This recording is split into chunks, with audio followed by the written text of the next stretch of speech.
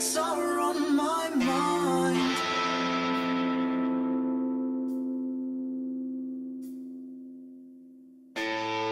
The decision sets in, one that will churn your skin.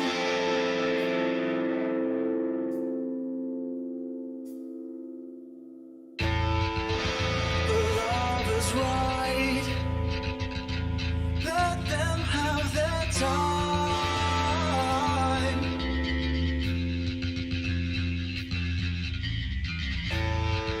And I have this notion, let's keep these wheels in motion. In motion.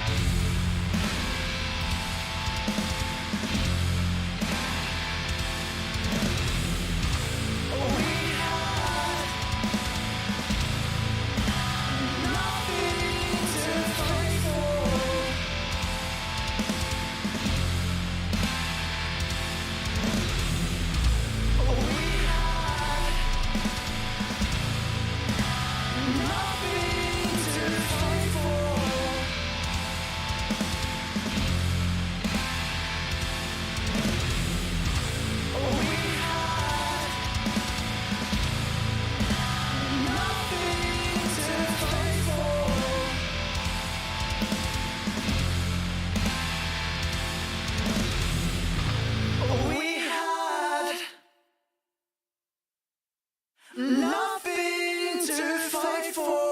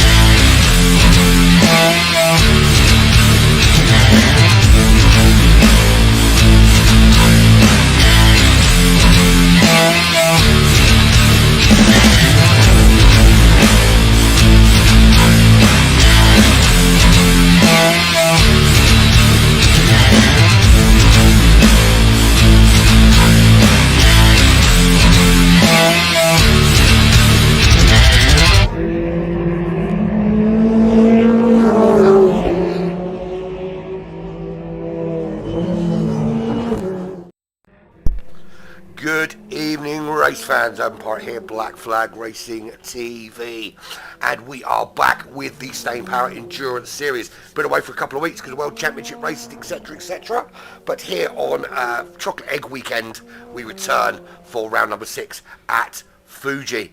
Last time out we raced here at Kyoto Yamagiwa. And that's how it ended up. Kevin with another win in this series. Wendigo second. Knudsen came in third. Arminis in fourth. Pleasurecraft up into fifth. Good position. Good finish from Pleasurecraft there. VR46 in sixth place. Demos, TJ, Bendit. Xercity in his first race with us. Jay, Hardwire, Rocket Rob, and Monkey Man Macho at the very, very back of the pack. Didn't have the greatest of races. This is how it leaves the standings after that race, so halfway point essentially. Kevin still leads the way, 122 points out in front. Wendigo, they're hot on his heels, 91 points, not far behind at all. Good result today could close that gap. TJ on 68 points in third, still rocking that top three, but he's got Arminis, Demos, VR46 all hot on his heels. Demos and VR46 on equal points. Midas, Sturpan, Knudsen, then GMAC rounds out that top 10 with Wiggy just outside of that top 10. And a chance for Jay actually to jump into the top 10 today with a good result. Week number 6. Race number, I think it's race number 6 or race number 5, I can't remember. Might be race number 5. So Suzuka gone, Spa gone, St. Croix, Bathurst, Kyoto, Fuji. We've now got, we've just left with Alsace next week, then Watkins Glen, then Monza, and then the triple whammy of Trial Mountain, Daytona and Le Mans. And they're almost ready to start, but this is where we are today. Boom. Nice bit of Fuji Speedway. We're in the GR1 cars today. Weather is random, and it can be a wet track this, and it happens quite regularly. So bring your wet tyres. We're about a minute away from starting. Let's have a quick looky-see. So, it's Saturday, 8th of April, Fuji Speedway, GR1 random weather, 2 hours. Time is times 12 tyres, and fuel times 1. 2 compounds required, any 2 you like. I think we start on half a tank of fuel. So, runners and riders today. Should we have a little looky-see? Got Rocket Rob there, he's gone for the LM55. Good solid car that. Of course it's reverse championship grid, so these guys will be starting out in front. Bandit just behind him on the front row. Row 2 is going to be Jay and Wiggy.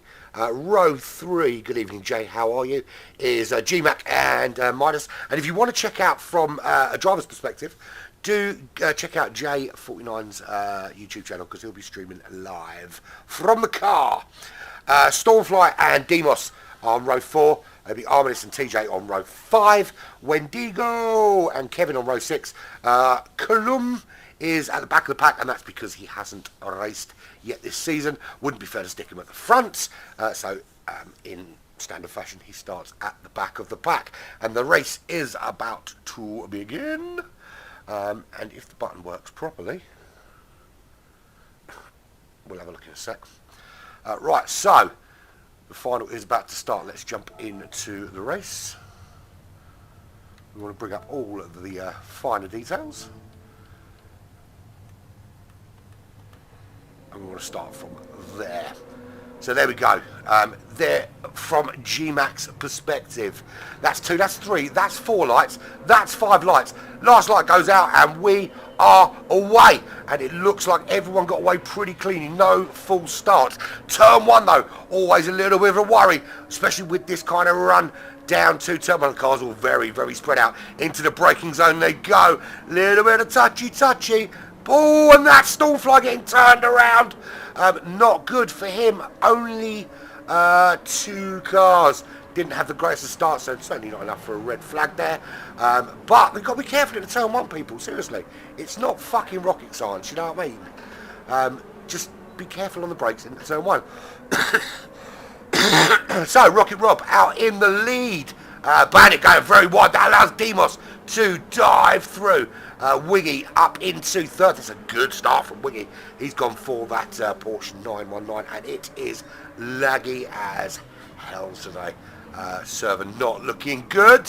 Don't know what's going on there. Bandit! Just absolutely disappeared. What happened to him? Let's get a replay on board, shall we? Can we see what happened to him? So he comes flying down, and for some reason, for whatever reason there, he just just got it all kinds of wrong. And to reset the track. Why do people do it? You know you're not fucking supposed to. Why the fuck do we do it? IG8 Live Esports, how are you doing? Good to see you. Yeah, so Bandit, we need to have words about that. You know you're not supposed to use the pause button to reset to track. Good to see you in IG8 Esports. See how things go. Well, anyway, so into the pits already goes Arminus, Wendigo and Bandit to get rid of the rubbishy medium tires. So, and the lead is Demos. He's made a really good charge through the field. And the championship leader, Kevin, what a start from him. Because on lap 2, already he's up into second place. That is an absolute stonking start from the current championship leader. Star Groot, Wiggy, he is still in third. It's a good solid start from Wiggy on those soft compound tyres. And we have got, we are able to look at the tyres and fuel just by opening that little window up there. But we're not going to do that in a minute. We'll have a look later in the race. We'll have a little shufty at what people are running and how they are getting on for tyres and fuel. TJ running in 4th place. Remember, he's currently 3rd in the championship. So we'll want to stay as close to Kevin as he possibly can. Wendigo, 2nd in the championship, hasn't made the greatest of dives through the field as yet. There's Midas. Midas running in 5th position. This lag is giving me a freaking headache. You haven't. I certainly have. And I don't think you have been on online for a while. I don't recall seeing you for a while. Stormfly, there he is in 6th place. He's certainly within a shout of muscling his way into that top 3. And remember, by the time we get to the final 3 races, they're on the same day, one by one. And that was Demos taking the scenic route on the grass. G-Mac, he is in his favoured European Mazda. And in the background, Demos again having a little bit of a struggle with track limits. There is Demos running in 7th. Jay up to 8th already. If he can hang on there, particularly ahead of Colum, and making that move. Demos is having an absolute torrid time. What is going on with him? Can we find out what happened to Demos? Because it's not been going too well for him. And we'll go on board with him. He gets very squirrely there. Oh, loses control. Just loses control of the car. The physics on these cars has changed since the latest update. You have to be just a little bit more careful now with your input controls because it's so easy to lose the back end of your car now. You've just got to be a little bit careful with it. Thank you, man. I've been working hard on improving the quality of the graphics, just to kind of give them a little bit of a zhuzh, and we can do that and reveal sort of tyres and fuel and that kind of thing throughout the broadcast as well. I do have some other stuff that I haven't added yet that I'm still working on for things like pit windows and bits and pieces like that. It's going to be awesome. Right, 11th place. There's Arminus. Expect to see him breaking into that top 10 at some stage. He's got his compatriot Wendigo, his Lithuanian friend, currently running in 12th. Wendigo, currently 2nd in the championship, would desperately love to be breaking his way forward into that top 3 to maintain the charge on Kevin. Kevin now in the lead of the race. Interestingly, it looks like Kevin in the lead over Wiggy. TJ's got his way into that top 3. Stormflyer has broken into that top 4 with Midas now in 5th position. Looking really good. for those guys out there. There's Bandit at the back of the pack, 17.5 seconds back already. Didn't have the greatest of first laps and already starting to drop well off the pace. And it looks, and I don't know why Speedhampton's joined the room. Does he remember signing up for this? I don't think he does. I think he's joining in the hope that he can get involved. Well, he can't because it's a 2-hour race. See you later. There's Harmonist running in 12th position. Windigo's got ahead of him. And we'll start chasing down on to Rocket Rob. And there is Rob running in 10th place. Not too far behind Demos. Demos having an absolute torrid time. Torrid time. Trying to avoid giving away the slipstream. But there's Rob breezing past Demos like he's not even there. Now, listen, Demos is no slouch. So that is a really good position gained by Rob. Good evening, Paul. Apologies for missing your call earlier. I was in the middle of something. Give a shout after if you want. We'll have a little chat. Demos does regain 10th place there. Okay, so let's have a look at the top three. Kevin starting to pull well away. Really disappointed with the quality of the lag today. Very laggy lobby. And I don't know what the answer is to that, but it is absolutely awful. I don't know whether that's a PD problem or a host problem, although TJ doesn't generally had issues with lag previously. And there is Wiggy, but at the moment TJ and Stormfly back in 3rd and 4th. Little battle going on between them. Absolutely on it. And there is Stormfly, VR46. Dutchman, I say Dutchman on Dutchman, he's not, he's Hungarian. But he makes the move on TJ up into 3rd. That's the current state of affairs. We've got Kevin, Wiggy and Stormfly as your top three. TJ running in 4th place. And he won't be happy with that. How dare you? He will not be happy with that at all. Midas in 5th position. He's got GMAC 2.7 seconds back already. And can Midas keep up with TJ? He needs to get within 1 second if he wants to get any slipstream down that long straight. And we'll do... Who are we going to go on board with? Who's going to... I want to do something. I want to do something that we don't ordinarily do. Let's do it. Go on board with Stormfly when he starts a new lap. We'll do a full lap here at Fuji. You can see just what these drivers have to contend with. Very fast cars here, and it's going to be about control. It's going to be about looking after your fuel, about watching your tyres, and dragging them as far into this race as you can. Bear in mind they have to use 2 compounds. It's already going to get dark now. The other issue, of course, is that the weather is on random, so at any time it could rain, and that is a Stormfly making the move on Wiggy, and TJ through as well. We can check the replay on that. That was a really good move from Stormfly. Let's do it from that view there, so we can see he makes that move on Wiggy up the inside. So laggy, it's awful. Makes that move, and then we can see behind TJ makes that move as well as they make it into the start-finish straight, and a good run down to turn number 1. And into turn 1, TJ making a move on Stormfly up into 2nd. Is that Midas going to make the move on Stormfly too? I don't think he can hold it, and the Stormfly's going to have the inside line going into essentially turn 2 stroke 3. But he does hold on. Midas though really trying everything in his locker to make a move there, and it's game on between these guys. And while these guys are battling it out, Kevin has built up a 4.3 second lead.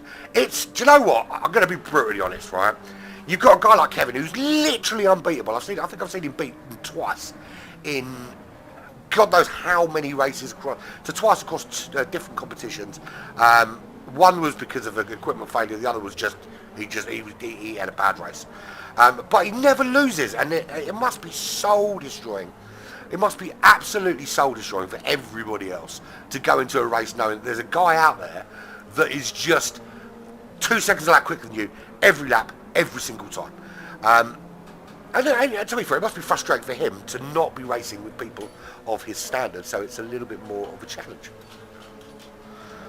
So bear with me one moment.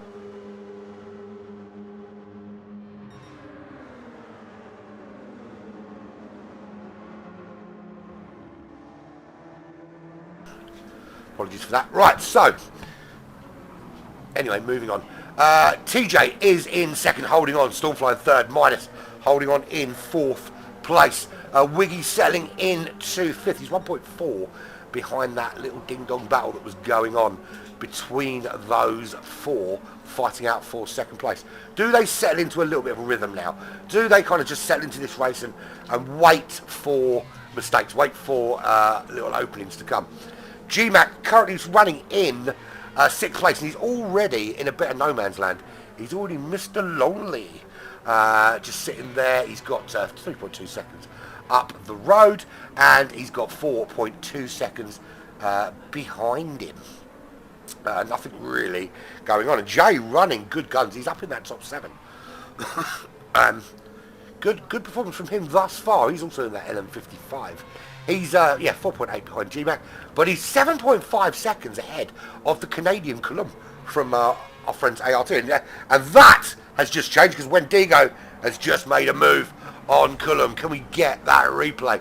And we can see here he's heading down after him into turn 1 and under braking. Makes that move. They are side by side, but just finds a way around him, just with a little bit of a jink, and through he goes. It wasn't turn 1, it was further down the racetrack. But yeah, good move from Wendigo, putting him up into 8th position. And ignore that, they don't need to refuel. Still plenty of fuel on board. So shall we have a little run through of tyres and how everybody started this race? We noticed that some have already been into the pits and changed out the soft compound tyre for the soft compound tyres. But Kevin started on those medium compounds. He's going to keep running them. He's currently doing, he's got the 26.6, his fastest lap thus far, but lapping in the sort of mid 26s, mid 27s. As it stands, he's in the Porsche 919. TJ started out on those soft compound tyres. He's going to have to at some stage put the mediums on. I suppose you could put the hards on if he really wants to. He'd be an idiot if he did, but yeah. But to be fair, I don't know if the hard tyres are better since the update. I know that the cars are slower. My understanding is across most cars, it's 0.7 of a second a lap slower than they were pre-update. Some laps, some tracks significantly slower. So he is ahead of Stormfly. Stormfly running on also on those soft compound tyres. Now that just goes to show the pace of Kevin, because he is currently 4.9, 5 seconds clear, and he's on the medium compound tyres. Now these guys behind, lapping similar times on the softs that he's doing on the mediums. I just can't see how they're going to catch him, how they're going to make it a challenge. And for me, like, I'm going to be brutally honest, right? You know, you get to the midway point of a championship, he's already leading significantly, and no one's looking like they're even going to get close to catching him. You know, what does that mean for the races going further on? Are people going to say, sorry, why am I going to bother if there's literally no chance of winning? Because at the moment, every single competition seems to be about coming second. I don't know what the answer is. I don't know what the answer is. I don't know how, you know, that's why people can get faster. We could try and get some more faster guys in. I don't know what the answer is. Midas running in 4th. He's on the soft. Apologies for what, this cough is still kicking my arse a little bit. It's on the way out, but it's kicking my arse a little bit. Midas is on the soft compound tyre. 2.4 behind Stormfly, but he's got Wiggy all over him. Wiggy's he started relatively well. He was in the top 3 for a while. He was batting it out with TJ and Stormfly for a while, up there for in that battle for second. Midas now ahead of him, but he's got a good run on him down to turn 1. Is he just going to settle? Now, there's two schools of thought here. Do you want to? I mean, look, we're 14 minutes in to essentially what's going to be a 2-hour race. So, you know, you've got to pace yourself to a certain extent. You're not going to go full guns blazing early doors. Of course you're not.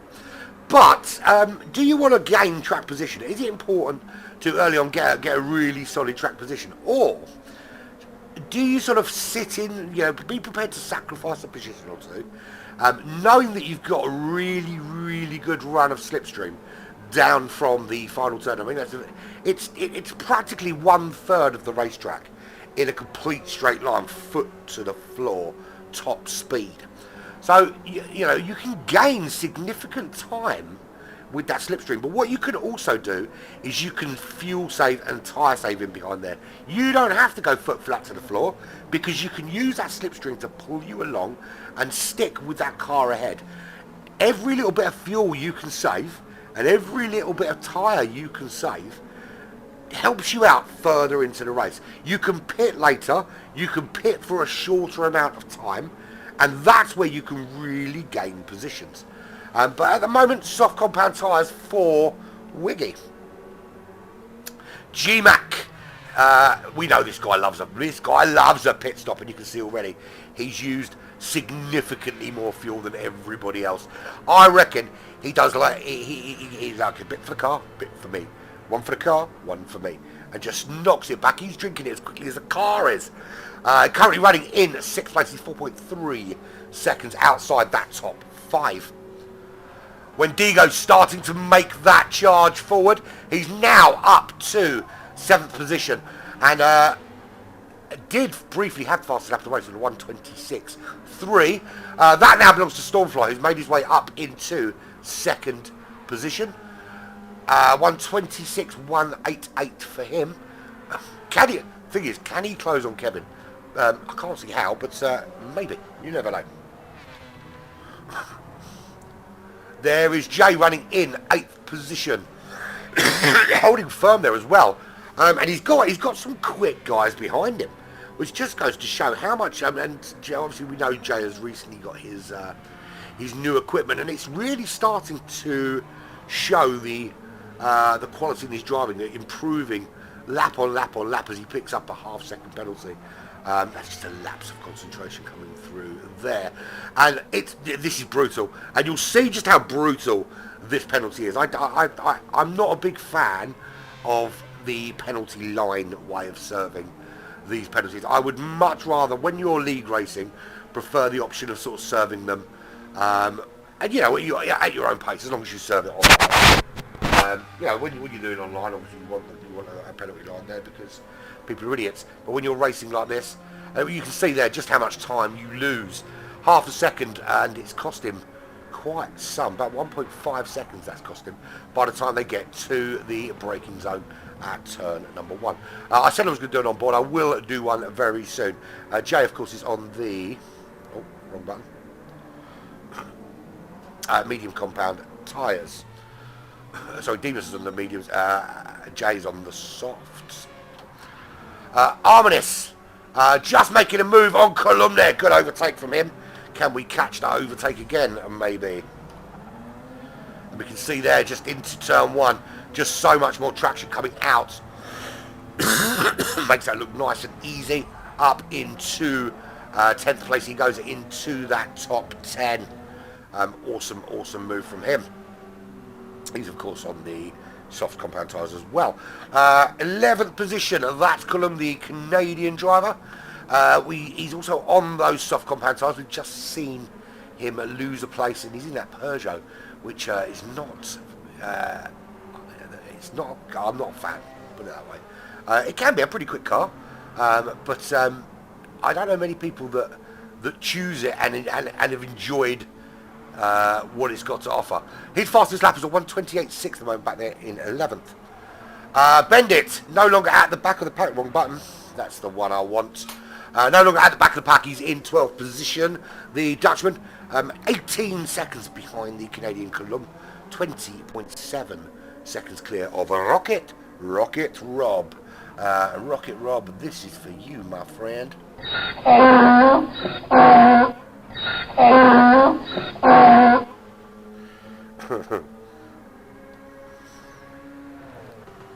There he is, running in 13th by 22 seconds back. Unlucky for some.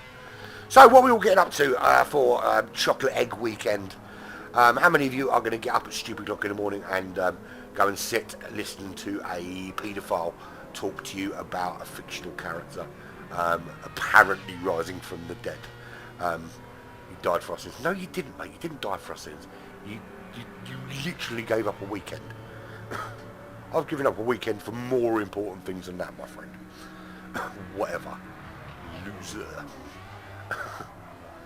Good evening, AJ. How the bloody hell are you, my friend? I hope you are well.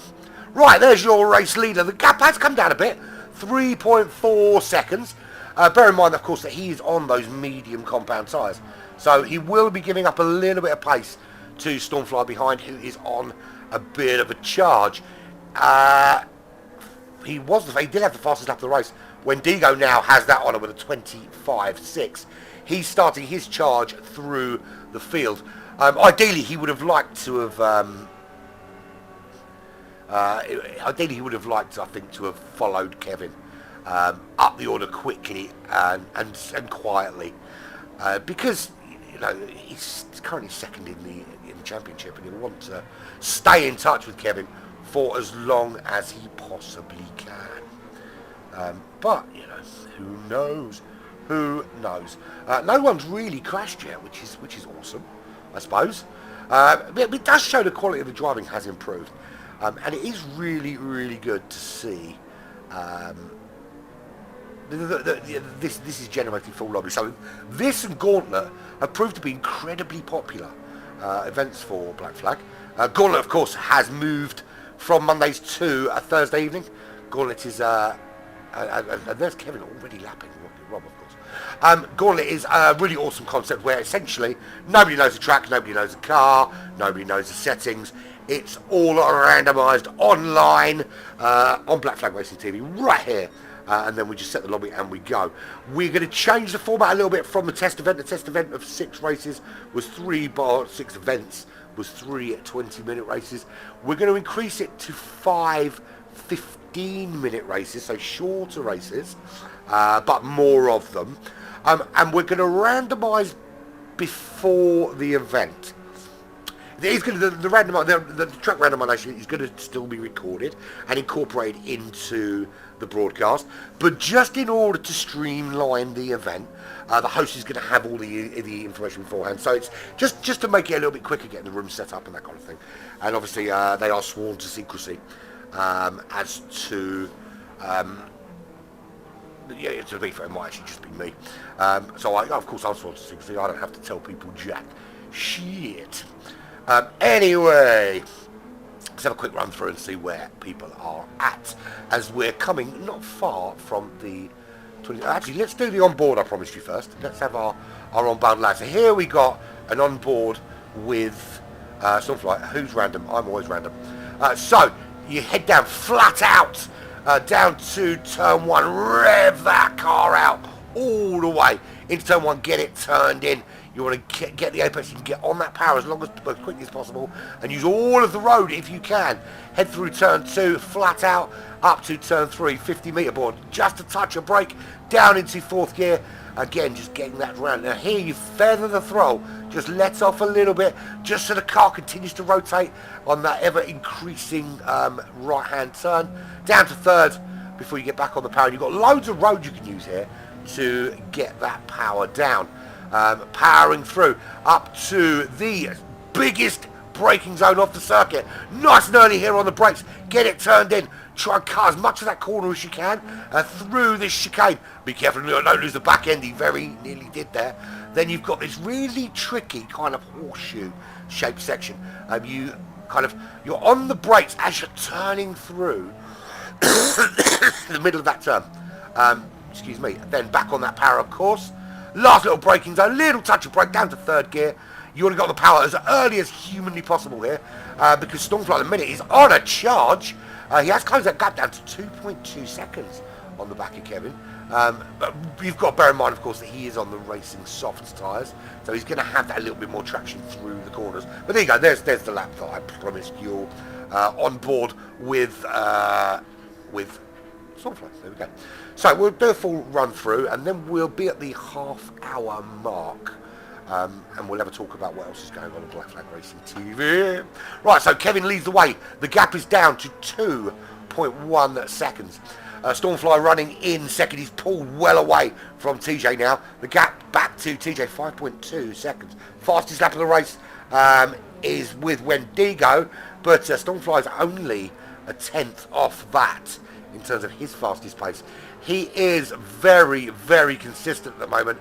His last 3 laps We're 25.7, 26.5, 26.5. We've got a yellow flag up ahead.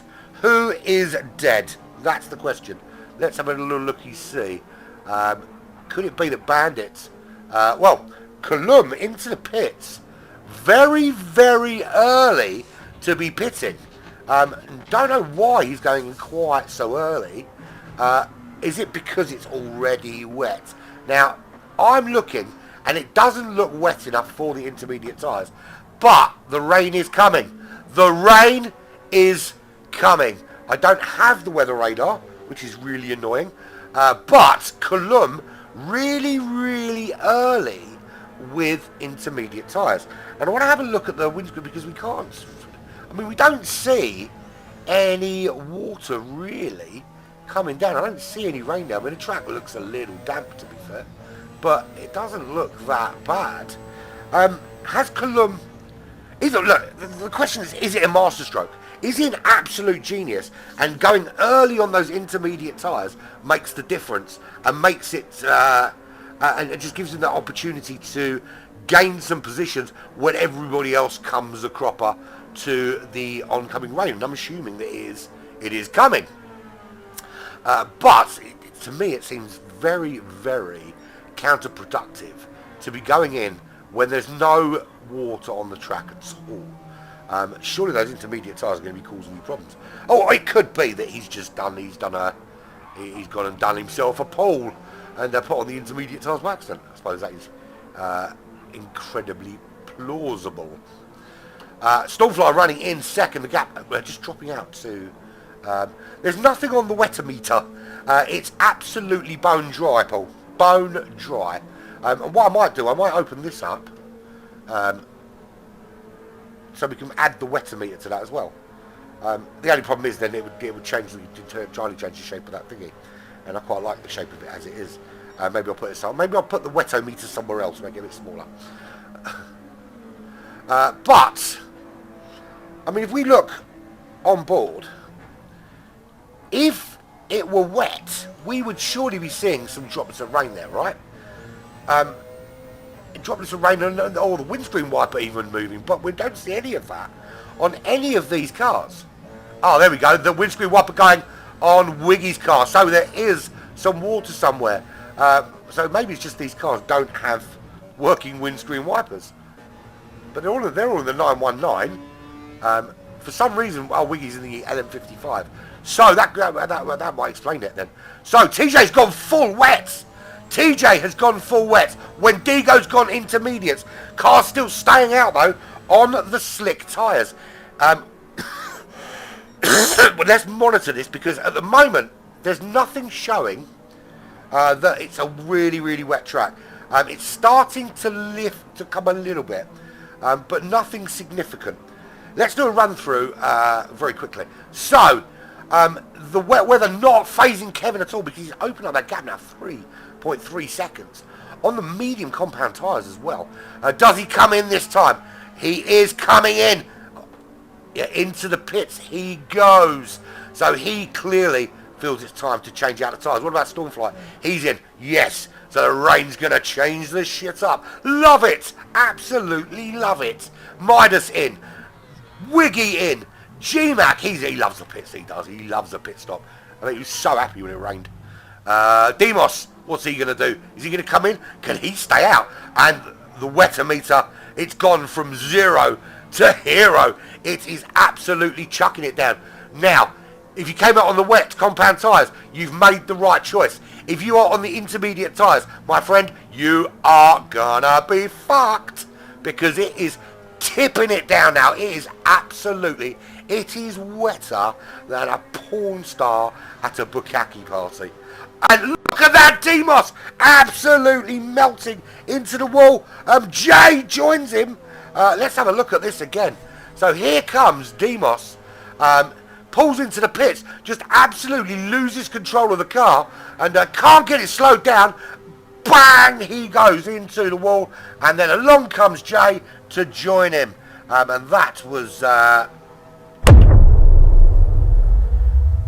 explosion. Bye bye. To the front wing, of course. Right, anyway. So they're both into the pits now. Right. Kevin on the wet compound tyres. Good choice. It is properly wet. We're in the top section of the wetometer. Stormfly also on the full wets. Good choice. Wiggy, full wets. Great choice. Midas, full wets. TJ, full wets. GMAC, well. Wendigo, intermediates. Is he going to regret this decision? Well, it doesn't look to be going super quick. And you can see the gap to GMAC is opening up. Almost as though Wendigo's going in reverse. So the decision to put on the intermediate tyres has proven to be an absolutely ridiculous one. And it's not working out for Wendigo. I have to say, Colum going in for intermediates when he did, is probably going to be bite him in the arse as well. He chose to go in and put on the inners early doors, but he's struggling and Bandit with a 1.5 second penalty.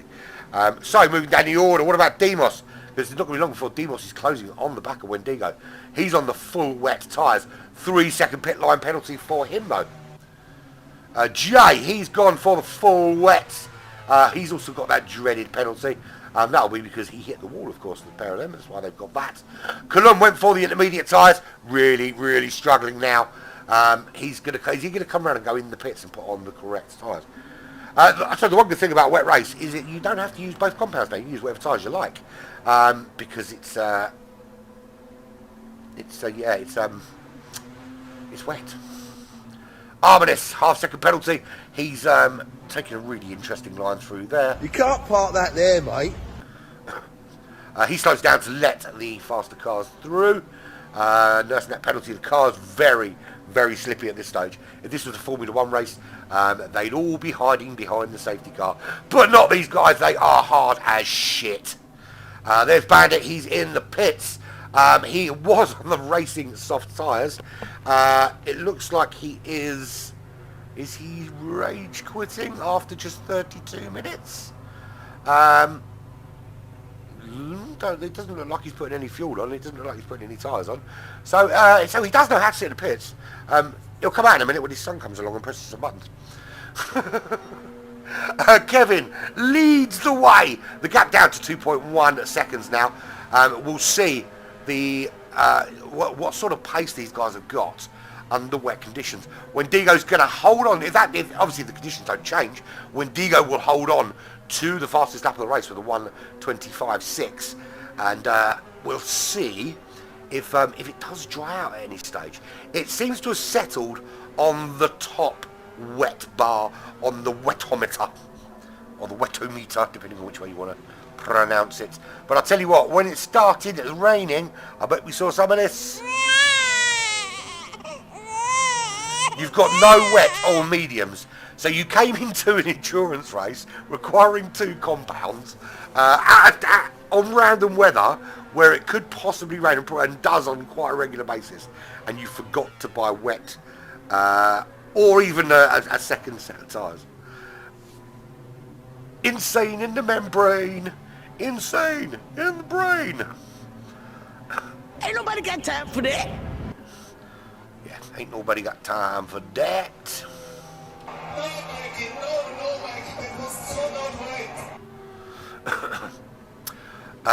So, 1.8 seconds is the gap. Kevin is currently leading, but the gap is getting smaller and smaller and smaller. Tiny little gap. There is Stormfly. Little bit of slipstream for him. No, but he does have a nice juicy gap over Wiggy, who's running in third. 10.4 seconds is that gap. The track is drying out a little.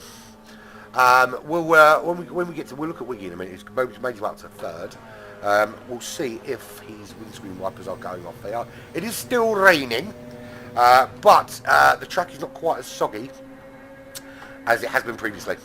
It's drying a touch. Not enough yet to ditch the wets and go on to inters. But this is actually where bravery can really count for something. If we look at Colum, who I think is running in 12th place. No, Cullum's up to 10th. So there's Cullum there. He's on the intermediate tyres. Now, if he can stay in touch with Jay ahead of him, 28 seconds, but if he can stay kind of in that sort of 28-second gap and not lose too much time, the track conditions are going to come to him. So actually, holding on those intermediates might not necessarily have been such a bad idea. I mean, there's parts of the racetrack where it is still crazy wet, and I'm talking like slippy as shit. But on the racing line, you could probably, we're not far actually. I don't think we're that far if the rain doesn't keep chucking down. On the racing line, you could probably get away with intermediate tyres, you know. And it looks like Cullum, he's losing a bit of time to Jay at the moment, but I think in a lap or two, this track's going to come to him, you know. I think he could be in a really good position. Kevin is trying to manage that gap, 1.7 seconds, but Stormfly is closing on him now. Do we finally have a challenge? Do we finally have a race on here at Fuji? Obviously, the two compound rule doesn't matter anymore, so you don't have to run the medium tyres if you haven't run them, because the wet weather tyres essentially negates the need for using two different compound racing soft slicky slick tyres. So now, if you started on the softs, you can continue running on the softs. So actually, Kevin, slight disadvantage because he's already run the mediums. He's going to get no benefit of everyone around him having to go on the mediums, if of course the track dries out enough to justify that. If you are just joining us, this is the Black Flag Racing Team Staying Power Endurance Series. We are at Fuji in Japan, the Fuji Speedway, the one with the chicane, not the one without the chicane, and we're in the beautiful GT1 cars, and yeah, some great racing going on at the moment. There's Cullum about to be lapped by Kevin and Stormfly. We're 38 minutes in, 25 laps. It's going to be something like, I don't know, I think 60 something laps. I think 66 laps. Without properly doing mathematics, six, I don't know. There's Stormfly. He's trying to chase down Kevin, but it seems that whenever the gap gets, and that is a massive mistake there for Stormfly. Cullum in the braking zone, just blocking him off. Now, here's my problem. Is that I don't think for a minute that any car should just blindly get out of the way under blue flags. I've never thought that. In that scenario, though, when you've got a long straight and the car is tucked in behind you, surely you move over, and certainly not in the braking zone, because that's cost Stormfly about a second in time behind Kevin. That's a significant amount of time when you're chasing down the leader. Should have moved off the racing line for me, or got through the corner faster and then got off the racing line, but to certainly not in the braking zone to be right there and hamper Stormfly's charge forward.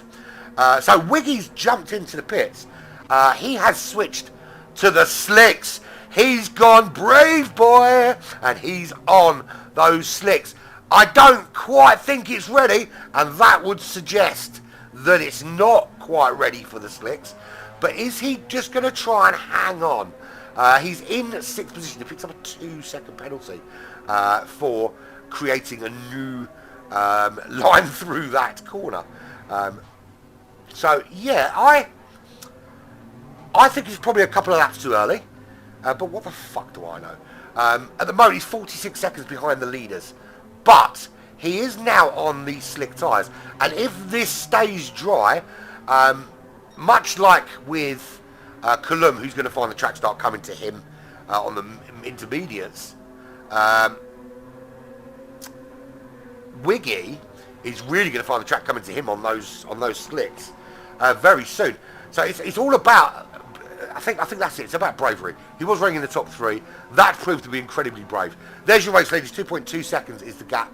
Stormfly has closed back up on Kevin. Now, which one of these two blinks first? Which one goes in first and decides to go back on the slick tyres? Be interesting to see who is the bravest of the two. The other thing, of course, as well, it very well could rain again. Who knows? I mean, well, obviously I don't have access to the weather radar. These guys do. So PD, not to sound ungrateful, thank you very much for giving me back my keyboard controls and all the other bits and pieces you've done for us spectators lately. Can we now have access to weather radar? It makes sense that a spectator can see the weather radar in order to broadcast with that information. And actually, take it away from the drivers and just give it to me. I'm only joking. Let the drivers have it, but let me have a more detailed one, a more accurate one. Okay, so there's your front two, Kevin and Stormfly. Not much change there. GMAC is up into the top 3. They're all still using the wetty wet tyres, and now you're going to start to see those wets not being quite as effective as intermediates. The intermediates, I think, now are the tyre to be on. TJ, of course, on those wets as well. It's pretty much all the way down that long straight. You've got a really good, pretty dry line, and to be fair, you don't really need it. You could literally run on metal rims down there because you're going in a straight line anyway. Midas on the wets, he's running in 5th, 5.2 seconds back from TJ. Wendigo's gained another place, he's up to 6th position, 24.7 seconds back. He's on those intermediates, so you're going to start to see his times a tumble, and that gap to Midas, which is 24.9 seconds currently, I think you're going to start to see that start to tumble down as Wendigo, now with the intermediate tyres, is getting a much better run. The only problem is, of course, with the track drying out as quickly as it seems to be, how much more benefit he's going to get before he's going to have to just go on the slicks anyway, which the rest of those ahead will probably go straight to. Demos, he didn't have a great start. He was a very inconsistent first couple of laps. Seems to have settled into the race a little bit more now, although we did see him, followed by Jay, absolutely melting the wall on the way into the pits. And it's a bit weird that he's got, that's not an Alfa Romeo, clearly not an Alfa Romeo, but it's got an Alfa badge all over it. There is Jay's 8.5 seconds back in that European Mazda LM55. Good looking car, that, really good looking car. 8.2 seconds is the gap to Wiggy. I've had a pain in my neck all day. I don't know why. It is what it is. There is Wiggy. He opted to go onto the racing soft tyres. Now the problem is, if we look at Jay's times, and this is a good comparison actually, because Jay's running on the wets at the moment. He's doing 136. His last lap was a 136.4, 137.1 on wet tyres. Wiggy, who you would probably argue is a couple of seconds a lap quicker, 59, well that's a 48.1. So he's over 10 seconds slower on the slick tyres. So it's not quite ready for the slicks. Probably a little bit too early onto them. But we know the track will come to him. So it's how much time are you going to lose waiting for the track to come to you is the problem. I mean, it won't be long, but you know, he's already lost a lot of time. There's Colum, who went on the intermediate tyres, rode the storm a little bit, excuse the pun, and he's settled now into a good little rhythm, and he didn't have to put on the wet tyres, so yeah, it's working out for him as it stands. But again, not too long before it's ready to go back on the slick tyres. Arminis in 11th, so Bandit's still in the pits. He has no mediums, no wets. He turned up to a 2-hour endurance race with one fucking set of tyres. Seriously, I hope he hasn't got locks on his doors because he's never going to be able to leave the house. Rocket Rob. Sorry, man, sorry. Running in 12th position. He is Bandit just coming out of the pits now, so obviously Bandit has found some tyres. He's borrowed some off somebody else. So he's back out of the pits. Now it's dry. Not quite dry enough because he just carried on going at turn 1. It is slicks weather now. You can see that. The part of the tracks are still showing up on the wetometer, but the majority of it now, there is a good, solid, dry line throughout this racetrack. You can see it very clearly there. There is Kevin now. He stayed out for another lap on those wet tyres. That's Bandit parked up at the side of the road. He's borrowed a set of tyres and they're still not ready for him. 5.7 seconds is the gap. Steady, low 34s last couple of laps on those wets. Stormfly also on the wets. Not having such a good time of it. He's dropped off the pace a little bit, 35.8, 36.5. So just dropping off the pace. As the track dries out and the wets become less viable, he seems to be getting less out of them than Kevin ahead. I don't know, how is Kevin doing those kind of times? Using wet tyres on a dry track. Who knows, man, who knows? I'd rather jack like GMAC 10.3 seconds behind Stormfly. He is, yes indeed he is, in that Mazda LM55. It's nice to see you bothered to put a livery on it, you lazy fuckwit. He's still on the wet tyres as well. Still feels that he's getting some decent pace. I mean, he's doing mid to high 34s in third at the moment, settling nicely into that last podium spot. There is TJ. You can see him because he's got his lights on. No, I tell you what, he trains up some really, they're quite understated, but really good, nice liveries. But very understated. No, nothing too garish. He doesn't want anyone to think that he is a gay. Now it's funny because I had a conversation, when they were talking about gay marriage a few years back, and someone said to me, I don't think we should have gay marriage because it undermines the fabric of society. But the thing is, if they really knew gay people, they know that a gay person would never do anything to harm fabric. Moving on. Midas running in 5th place. He's still on the wet tyres as well. So none of the top 5 have blinked yet. And it is starting to get a little bit wetter, it looks like. I can't really see from that angle. Yeah, it is. The rain's coming back. So, Wiggy, who went on the slick tyres, it's proven to be a very bad decision. Kevin, Stormfly, GMAC, TJ, Midas, all staying on the wet tyres, and that's proved to be a really smart idea, as with Demos also on those wet compound tyres. Jay stayed on the wets as well. Those guys all are going to be able to pull away a little bit now. When Digo, he decided to go on the slicks, that proved to be a very bad idea. I reckon Canados and Slipstream, I reckon you two should have a little fight. Stripped to the waist. But from the waist down, not like keep your t-shirt on, just take off your trousers and have a fight in the car park, stripped to the waist. Yeah, smothered in Greek yogurt.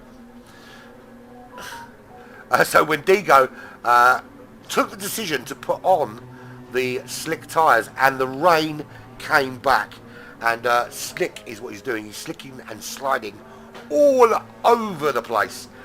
He's going to have to struggle back to the pits and put on another set of wets, I think.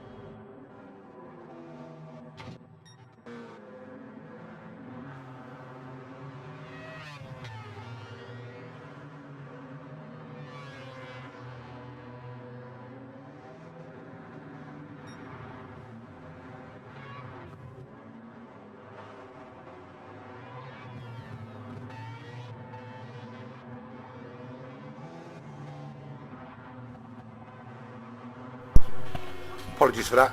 My daughter dropped off and a friend, they decided to have a fucking 10-minute conversation right by me, so I couldn't do any fucking comms. But there we go. Anyway, G-Mac is in the lead as it stands. He's still on the wet compound tyre zone. There is still quite a lot of water on parts of the track, so not losing too much time those on the wets. We saw when Digo, who's back in 8th at the moment, when he was on the racing soft tyres, really struggling with them for a bit. And then immediately after that, we saw some people diving into the pits and going on to slick tyres. So clearly drying out in places. You can see a lovely dry line there through the track at the moment. But yeah, it's not even funny, AJ. They fucking knew this was going on. Decided it's not like even in a different, a different part of the fucking room right next to me. And the entire family decided to start fucking nattering like big fat bellows. Anyway, so G-Mac, there's a yellow flag ahead. Who's crashed? Someone's crashed. Rob, maybe? No? Arminis? It looks like everybody's on track. I don't know what that was that PM10 just sent me. Thank you very much for that image. Excuse me while I just put... I don't want to do that. I just want to put Do Not Disturb on because it keeps... Stop sending pictures!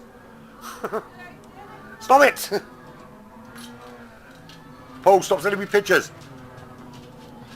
Stop it! Stop, Paul, seriously, stop sending me pictures. Let me put it on fucking Do Not Disturb first. I can't... Right, I'm going to put the Do Not Disturb on, so when you do send me pictures, it doesn't flash up on the screen every time. There we go.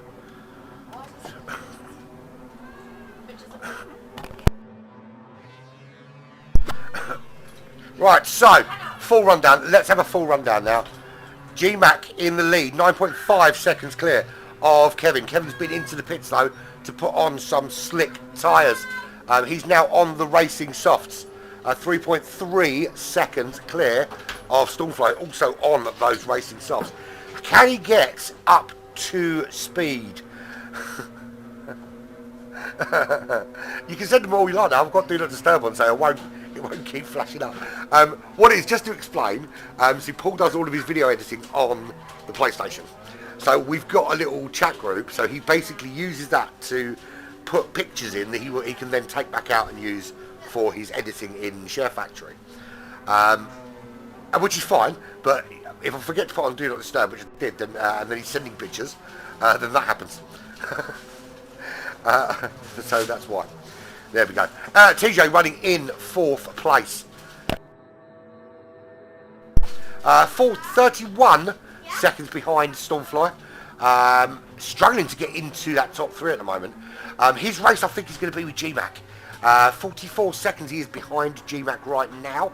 I think it depends where G-Mac comes out after he goes in for his pit stop. Jay is still running on the wet tyres. Is it time to change? He's 25 seconds behind TJ. He's got Midas behind him on slicks. He's on mediums already. Oh, and he loses the back end there. And just goes a little bit sideways. You can't park that there, mate. Little bit sideways. So, although it is a dry track, there are still parts you've got to be so careful of. You get a wheel on the wrong part of this racetrack, particularly on the grass or one of the curbs, they're still going to be pretty damn slippery. And you've just got to make sure you're not turning your car around. Wendigo, he beginning to find some pace again. He was the fastest man on the racetrack before the rain came in, but wasn't able to kind of carry on the impetus through that wet period and make those kind of moves forward. He's currently second in the championship, but going to be under a bit of pressure now from those guys. TJ, obviously running 3rd at the moment, is quite ahead of him. He's got Stormfly ahead of him. He's got he's got Jay ahead of him as well. And Jay's not too far outside that top 10 as well. Demos running in 8th place. Never got into the rhythm of this race. Once it started raining, he did start to find a bit of rhythm, but he hasn't really maintained it. You can see it's been quite sporadic. He did a couple of 44s, done a 30.8, he's done a 53, he's done 46s. He's found it hard to maintain any sort of rhythm thus far. 12.5 seconds back to Wiggy. He went onto the slicks way too early, and it just proved to be his downfall. We've hit the halfway point, and there's going to be a lot of work to do. He's actually about to be lapped by Kevin, who's currently running in 3rd position. So, all change out front. Now, I was saying early on, can anyone catch Kevin? And the answer to that question is a resounding fuck yeah, because Stormfly is now in the lead of this race. He is 2.8 seconds clear. He's running on those soft compound tyres. He has got a bigger chunk of fuel. Will need to pit again before the end of this race, of course, as I think they all will. But now it's all about managing your pace through this dry period. And obviously, if the rain comes again, it could mix things up. But as it stands, if we've got a dry race now to the end, it's only going to get quicker and quicker and quicker. And we're already down to the high 128s, which is only 3 seconds off the fastest lap. So you can see as the track is drying, the pace is ramping up again. 2.9 seconds to Kevin, who is in 2nd place.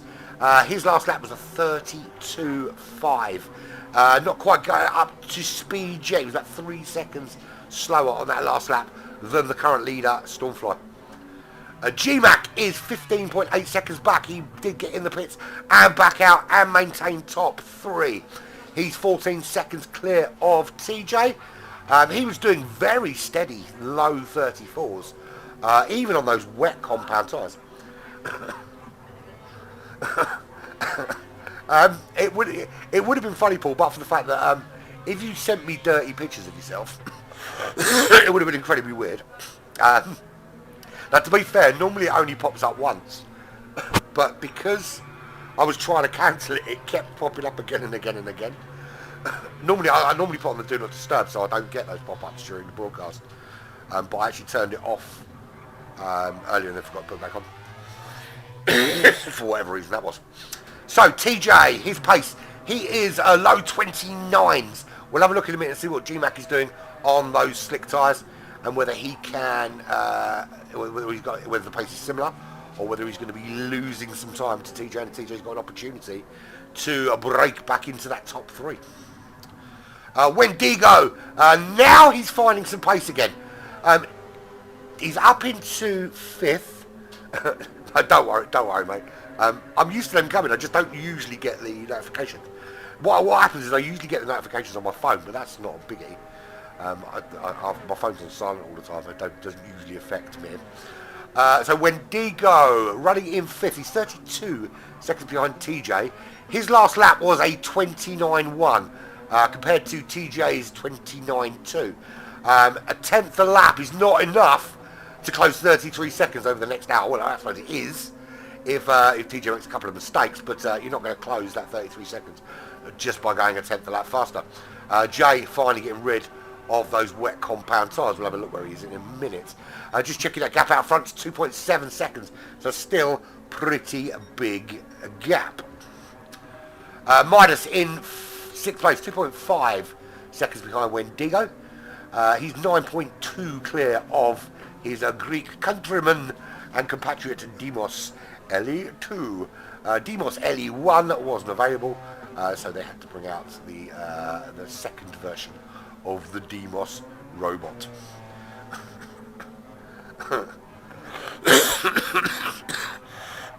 Excuse me.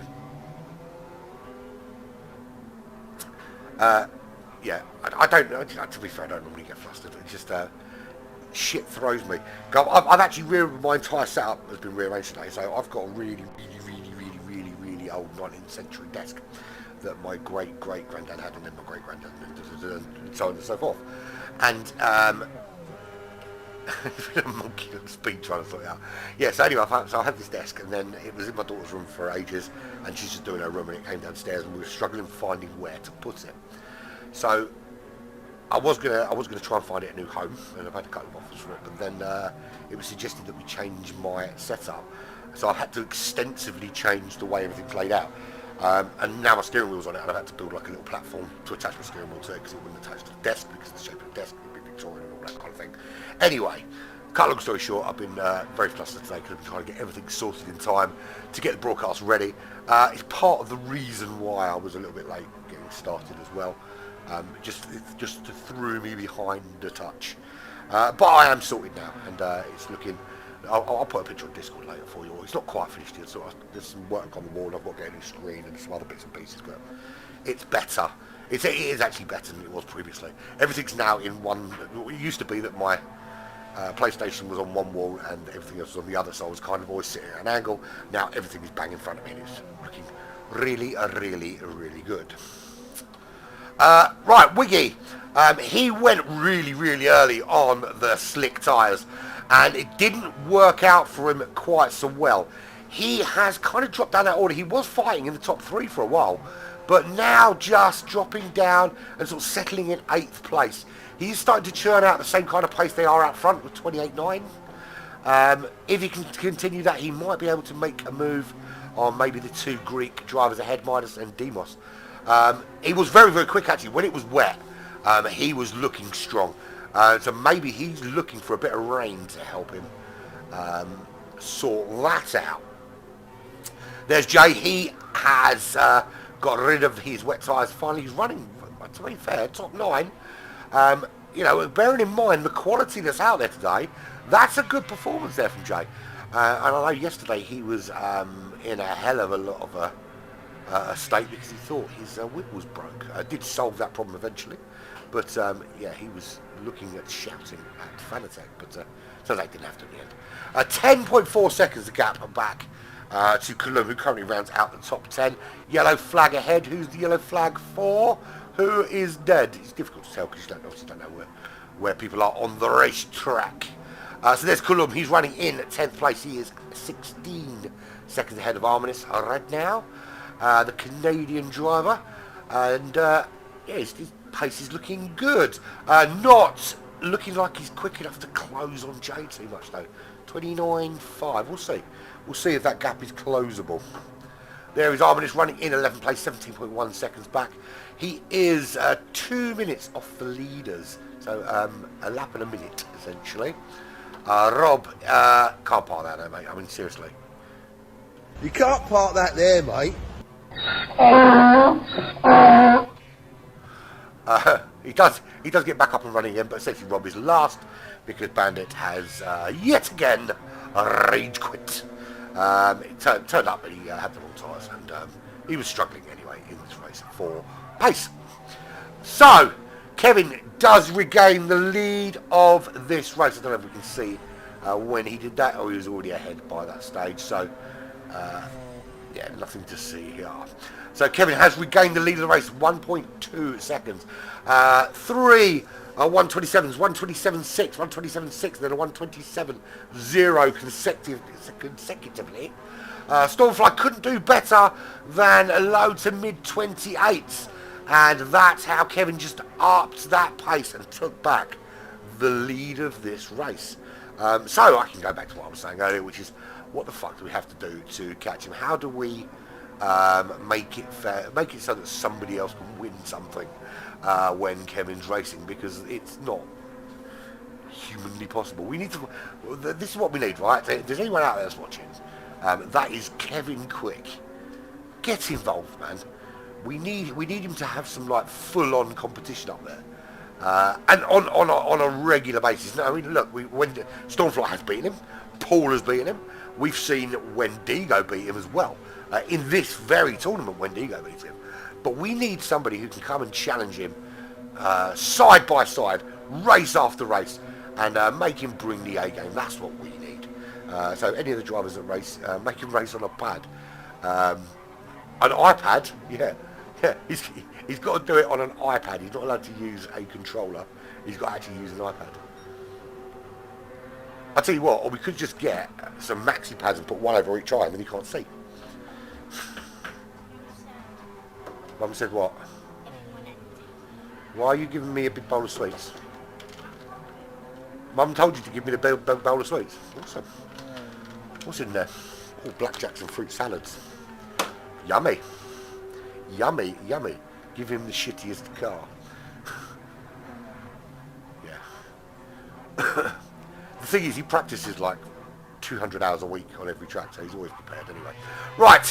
Should we do a full rundown? Kevin is now 2 seconds clear of Stormfly, 20 seconds clear of G-Mac. I'd rather Mac like Fleetwood Mac. I'd rather Jack like Fleetwood Mac, is the saying, isn't it? 15.6 back to TJ. He is 27 seconds ahead of Wendigo. TJ is doing mid 28s-ish. Mid-tire 28s with the odd 29.9 in there. G-Mac head's doing low 28s, high 27s. Kevin now with the fastest lap of the race at 125.3. Wendigo behind is down into the low 27s. So 27 seconds a gap to TJ. He will, at this pace, be closing on him. It's going to take him a while, but he may be challenging and knocking on the door for that top 4. Will he be challenging G-Mac? Don't know. I mean, G-Mac's pace is actually pretty similar to that of Wendigo. It's going to be difficult unless G-Mac absolutely fucks it up. Although G-Mac does love a pit stop, remember. There's a half-second penalty for Midas. He's not going to stay in sixth for very long, because when he serves that penalty, through will come Demos. Thank you very much. I will take that from you and treat it like an Easter present. Nom, nom, nom, nom, nom. Oh, he does get a little bit wobbly, though, Demos. And that means, actually, that Midas might just be able to stay ahead of him. So here comes Demos as they head down. He's in the slipstream. There's the penalty served. He's going to be a little bit quicker if he stays in that slipstream. Here comes the boom, and the move is on. You like the streamer men. And through he goes up into the top 6. Like a dream. That was his Easter egg. That was like back in the days when you used to open an Easter egg. It used to be full of more chocolate. Nowadays, you open an Easter egg, it's just full of fucking air. But who remembers, you know, when you used to get one Easter egg at Christmas, Easter, one chocolate egg, and you smash it open, it'd be full of like other bits of chocolate and sweeties and all of that. Now you'll be lucky, you know, you pay 15 quid and you get like a thin bit of chocolate and a fun-sized Mars bar. Don't get me started on fucking fun-sized chocolate, right? There is nothing fun about smaller chocolate. It's not fun to get a chocolate bar that is smaller than every other chocolate bar. That's not a fun thing to happen. That's a shitty thing to do to somebody, is to give them a chocolate bar smaller than a regular chocolate bar. So don't you dare call it fun-sized chocolate. It's not fun. Oh, that was Demos absolutely melting into the back of Rocket Rob as he was lapping him. And, yeah, well, Rob was kind of there, and he kind of just muscled his way through. Midas is through as well, but Rob's got a little bit of damage to the back of his car now, I think.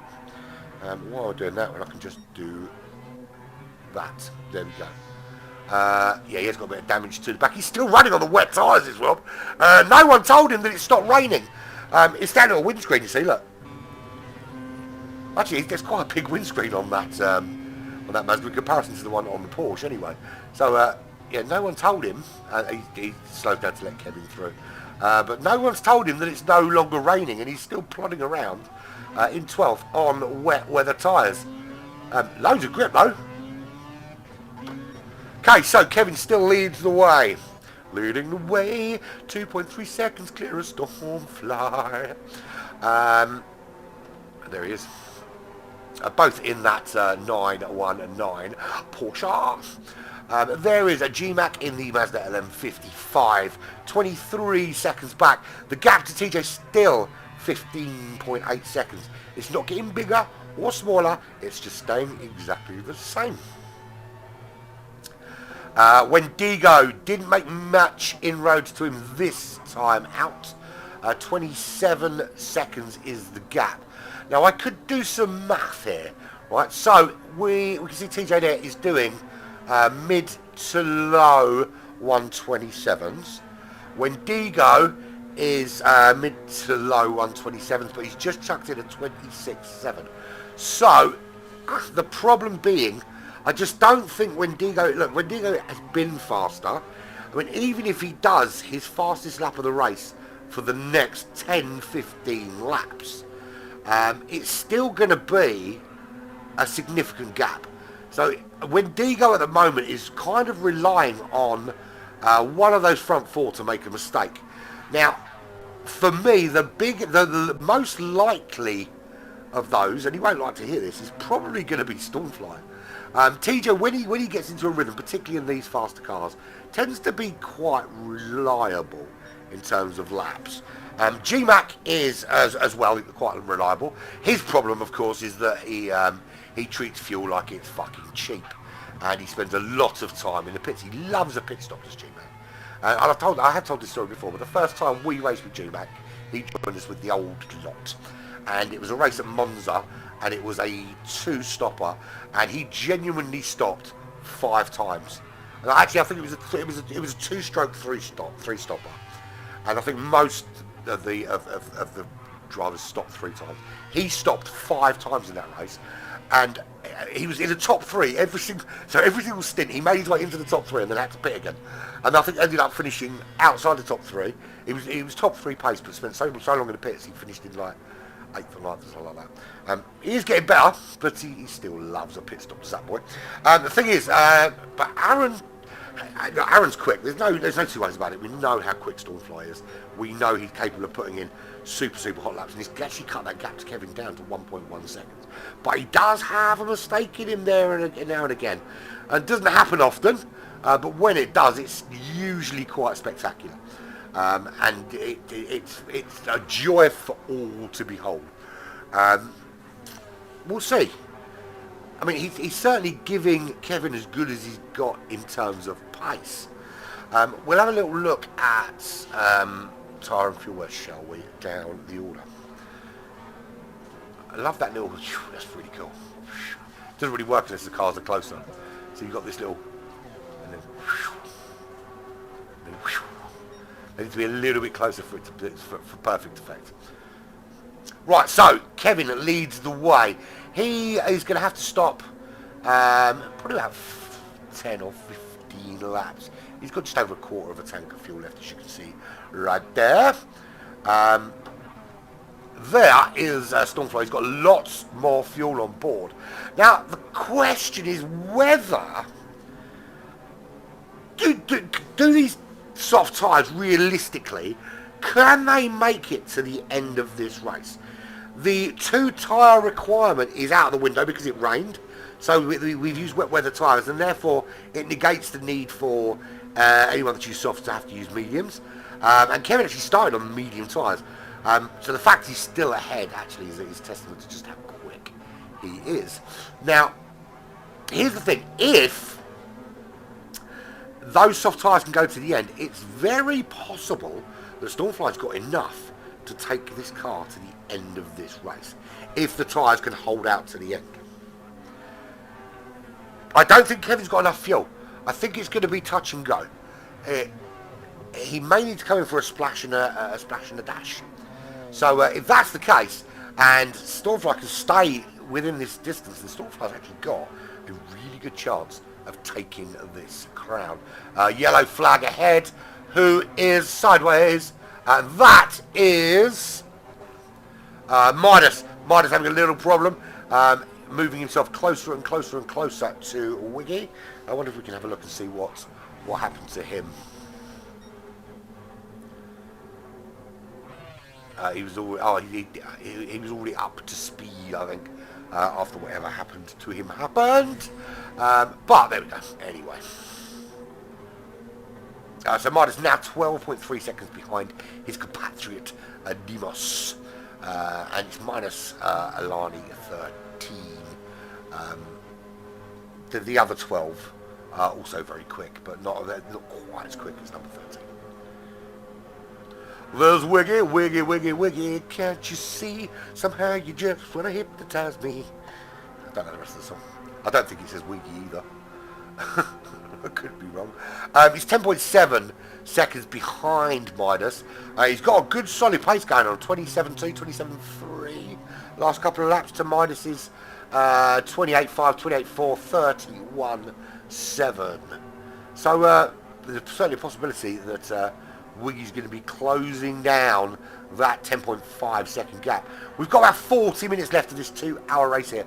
Lap 52 of, I think, 67 laps. I don't know. Actually, I should have looked at the hour mark at how many laps we've done then, and then I could have worked it out, couldn't I? I suppose I could divide 50 by 4, which would give us 12 and a half. Yeah, 12 and a half. 12 and a half for every 20 minutes. So we've got another 25 laps essentially. Good evening, Patrick. Are you back? Are you back off your holiday yet, or are you still lying in the sun reading a book and wearing shorts that do not match your t-shirt with a bit of beef stain on it? It's completely random that you've got a beef stain on your thingy. What was I saying about... So, Coulomb, he is 48 seconds back from Stargroot. And plodding along in that top 10.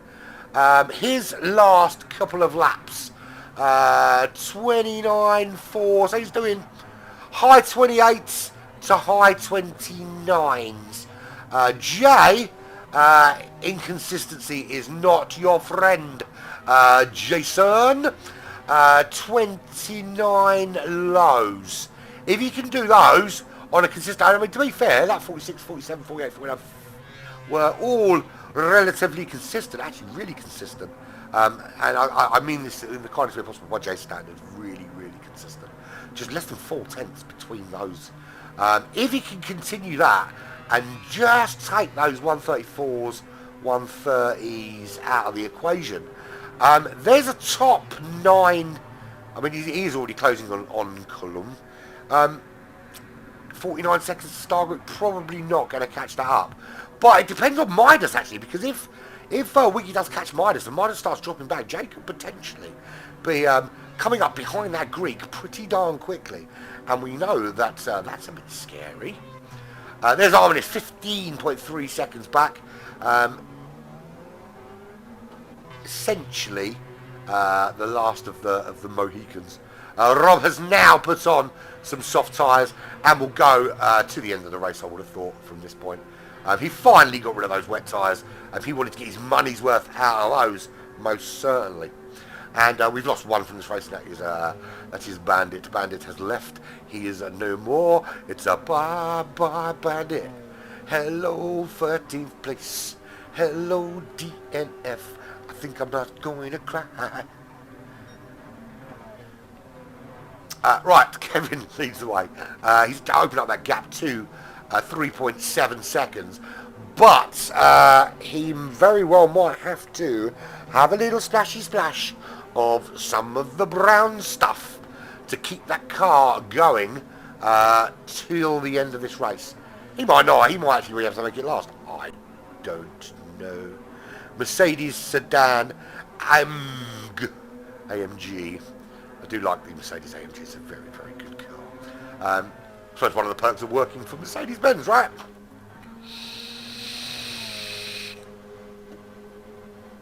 So if, and it is a big if Kevin cannot make it to the end of this race, that 3.8 seconds gap to Stormfly is going to close very quickly while he is stationary.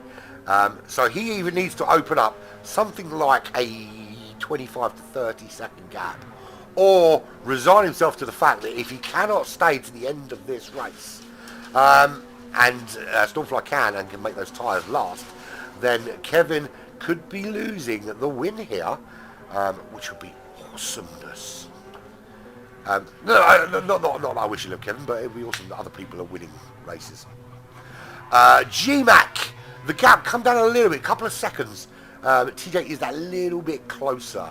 GMAC very, very consistent though, in those mid to low 27s, chucking in the odd quick lap with a 26.8 in there for good measure.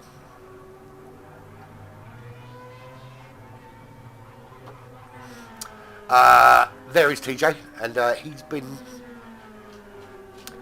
low 27 that last lap. He's going to need to stay in those low 27s if he would like to have a shot at a top 3. There's when D go. When D's going, he's 10 seconds clear of Demos, so he has broken into that top 5. 25 seconds to TJ. Consistent 27 lows, 27 zeros, 27 ones. The problem is if TJ's chucking in those to catch GMAC, then when Digo chucking in those to catch TJ is going to count for Jackie shit. Demos is just about to be lapped by his D-boss, the head of HKRT, that is Kevin 77. And he's called Kevin 77 because that's how many bullets he puts in his praise head when he's shooting them across the border into Turkey. Another great driver there in Midas Alani. 14 seconds now behind Demos. 11.9 ahead of Wiggy. That is an incredibly long drive. 13 hours from Germany to Spain. You can get into practice and do a 2-hour endurance. Coulomb, he is nearly a minute behind Wiggy. He is holding Jay at bay. I'm a poet and I don't even know it. But Jay's just done a 28.4. Coulomb, what have I done? What button did I press that was wrong? Coulomb had last lap was a 29.3. So Jay is getting closer and he's still inside that top 10.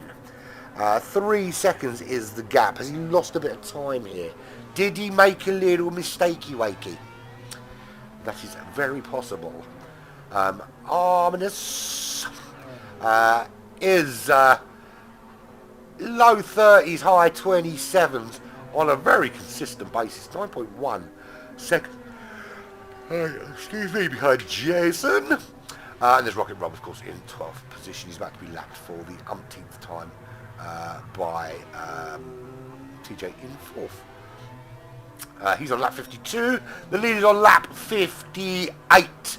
And a new fastest lap of the race for Kevin, 77. And that's a 1:25.172. So he did have something he was keeping in the bag. That opens up the gap to 12.1 seconds. So, here's the thing. He knows, surely he knows, that he's not going to have the fuel to finish this race.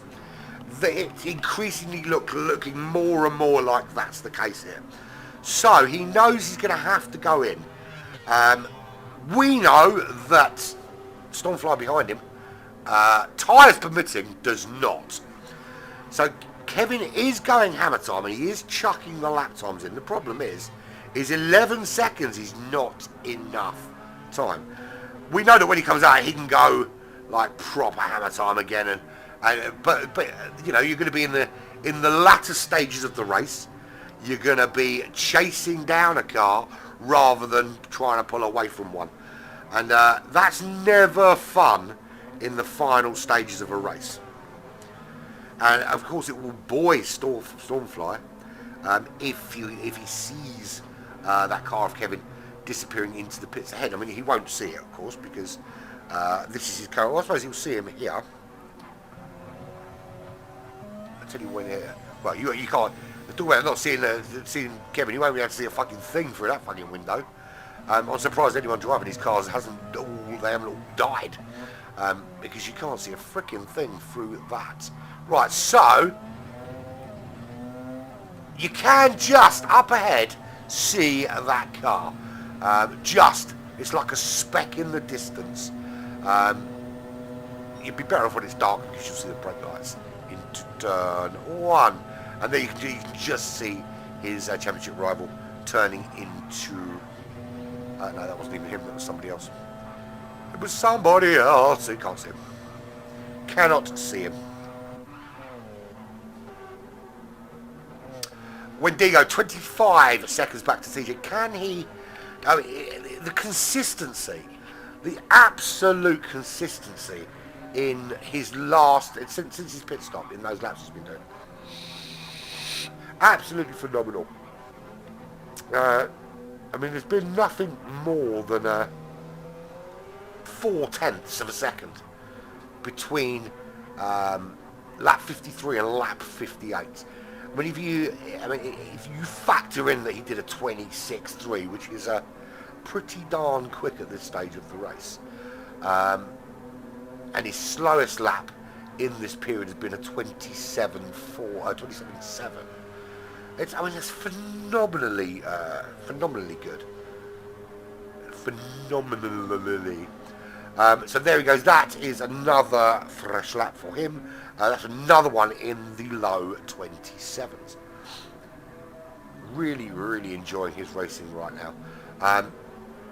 Thing is, though, if he wants to win this championship, Kevin is some way up the road, and the gap is going to open up at the top of the leaderboard with just 6 races remaining.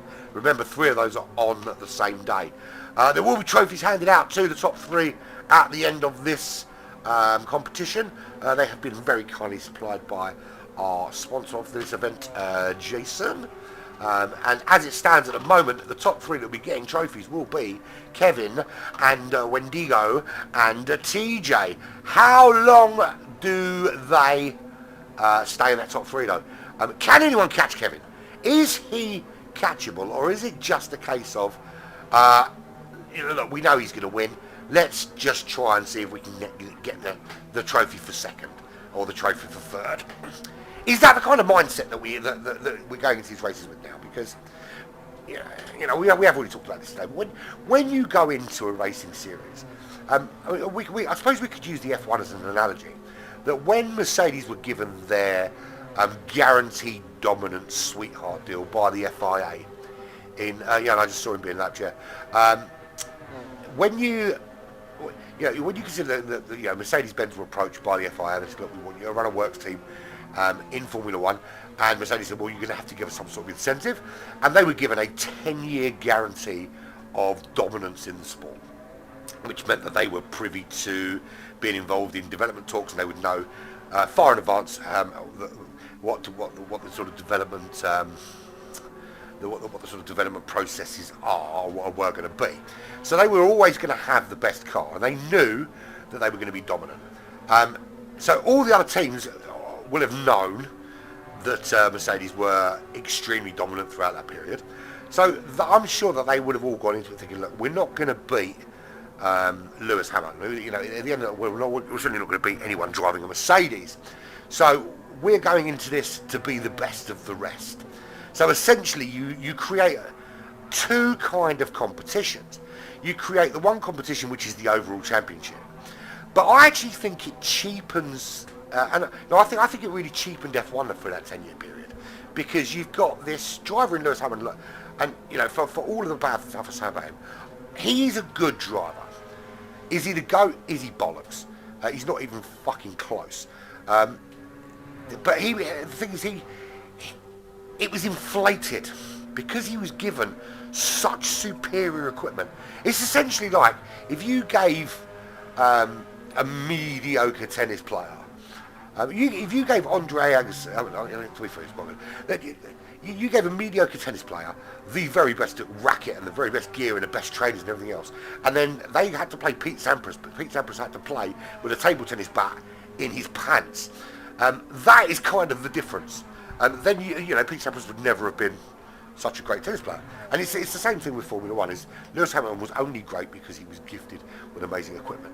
But I went into Formula to make the analogy. So that's essentially what it's like. So you've got this driver out in front that is basically, you know that if you sign up to a tournament and he signed up to it, that you're not going to win it. Okay, he's going to win it, absolutely going to win it, and it's not even going to be close. It's not going to be week after week. There's a point in it here, a point in it there, and he might win. Come first one week and second. He's going to win every single race. There's just no two ways about it. So you essentially create a two-tier tournament. Is that nobody's racing for the win.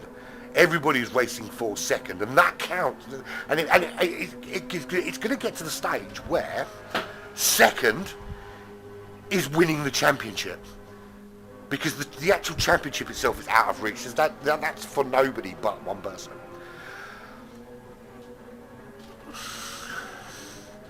I know you do, and that's why I watch your YouTube on a regular basis, in the hope that you have a testicle slip one day, that you move to adjust yourself and one of your testicles falls out the side of your pants.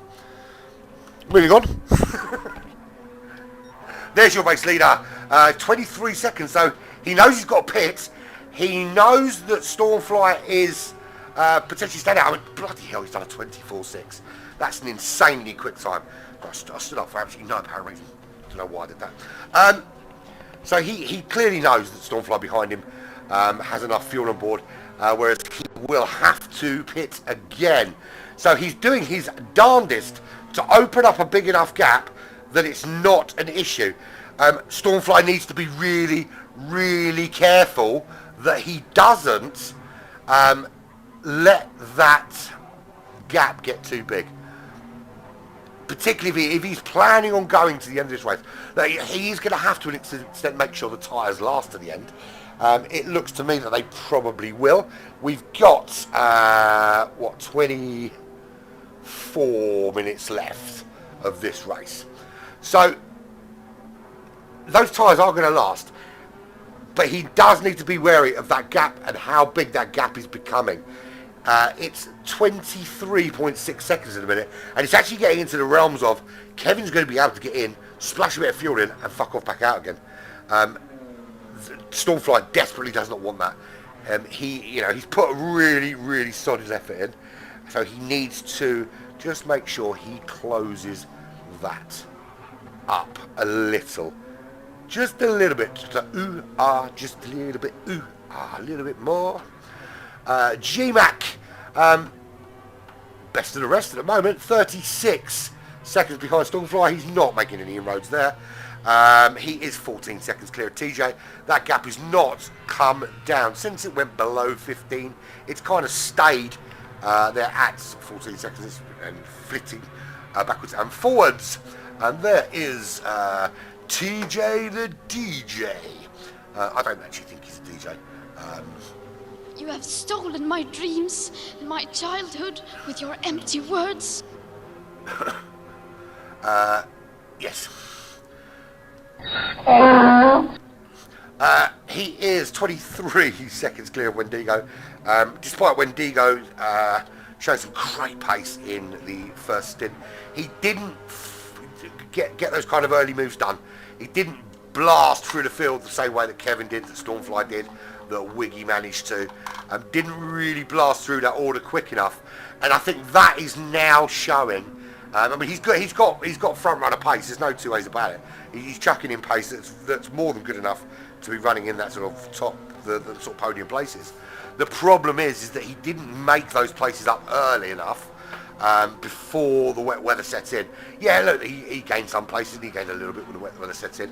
He did have a bit of a setback in that sort of period when the track was drying out, where he slowed up a little bit, and that cost him some time. But I think overall, what's cost him this race is not being able to follow Kevin through in those early sections, early sectors of the race, early laps of the race, and just to find his way up the order a little bit further. I think if he found himself around this point when the rain set in, he might be running in the top three right now. 6.5 seconds back to Demos. Demos has shown some good pace, but again, don't know if I think he might be all right on field. To be fair, I'm not entirely sure, but might be all right. He's 16 seconds clear of Midas, and he is 12 seconds clear of Wiggy. Wiggy is how far ahead of Kulum? He is quite far. He's on lap 65. Kulum is on lap 64. When they are both on the same lap, we should get a representative time. Here comes Kulum. He crosses the line, and that is 1 minute 10 seconds. That is actually the longest I've lasted in bed. And that included walking up the stairs and taking off my trousers. 6.8 seconds back to Jay, who's holding on in that top 10. He said, again, I said consistency is the thing that's been making the difference here. And if he could have just maintained in the low 29s, I think he would have been on the back of, a lot closer to the back of Kulum. Kulum just finding a little bit more consistency lap after lap. And that's why that gap is opening out somewhat. But he's got no struggle from behind. He's on lap 65. Armin is on lap 62. 3 laps back. And a penalty to serve. And that's not going to help him any way, shape or form. It looks like he's pulling into the pits. He's coming into the pits. Doesn't need to, strangely. Rocket Rob is rampaging, but he's on lap 60. To be fair, his pace hasn't been bad. He's done 131s, 131s, 132s, but again, inconsistent. And his last lap was a 143.6. That's not a good lap, Robert. I think Arminis is having a little break, a little snooze in the pits. 29 seconds. That's the gap. Kevin now coming up to lap TJ, who's in 4th place. We have completed 68 laps. Soon it'll be 69, dude. I do need to get Bill and Ted saying that and put it on the soundboard, don't I? So here comes Kevin, to start lap 69. He's tucked in there behind TJ, and will just drift out to the left-hand side and move up into, well, he'll stay in first, of course, but he will make the move on TJ. TJ will just back off coming into the braking zone here. Tucks in behind Kevin. He'll get a bit of slipstream through the next couple of sections before Kevin disappears. The gap's 32 seconds now. What can Stormfly do? What does he do? He's not being able to match this incredible pace from Kevin. Kevin's got a couple of laps where he's going to have to come in. The gap's 32 seconds. It's actually getting into the realms now. I wish I could, mate. I wish I could switch on. I would love it. That would be perfect, actually. I'll tell you what would be perfect for this race, right? And, you know, not to wish it all to anybody. Kevin goes into the pits, puts on slicks, comes out, pisses down, everybody else goes in, puts on wets, and then it just goes horribly, horribly wrong through the field. Everyone crashes. There's fucking bits of car all over the place. Arms fall off. There's broken legs. There's a couple of dead bodies strewn across the racetrack. And I just sit here and basically character assassinate every single one of them. That's what we want. We want more rain, please, Vicar. More rain, please. There is 16 minutes left of this 2-hour racing extravaganza here at Fuji. And this is the last race we have in Japanese land. We move on next week to La France for Alsace Village, which is fucking dog shit racetrack. I'm sure these guys like it, but I freaking hate it. I avoid it the same way I avoid fat girls when I have chips. How'd you get fat girl into bed? Piece of cake. Boom, boom. Stormfly 34.8 seconds back now.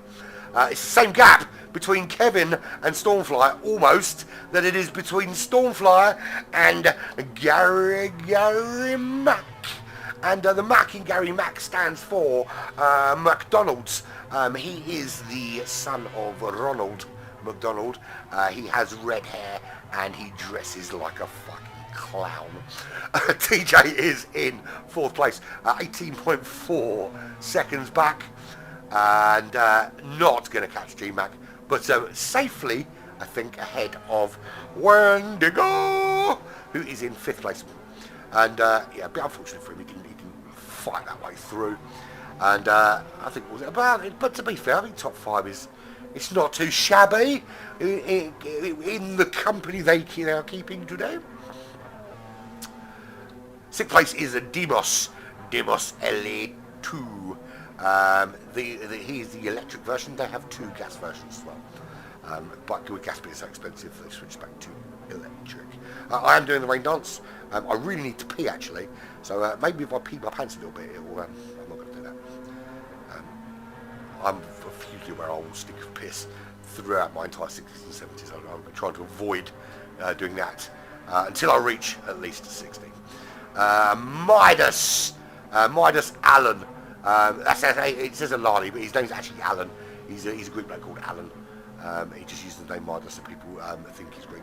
And he moves past Coulomb. So 7th is lapping 9th now, or is 9th unlapping from 7th.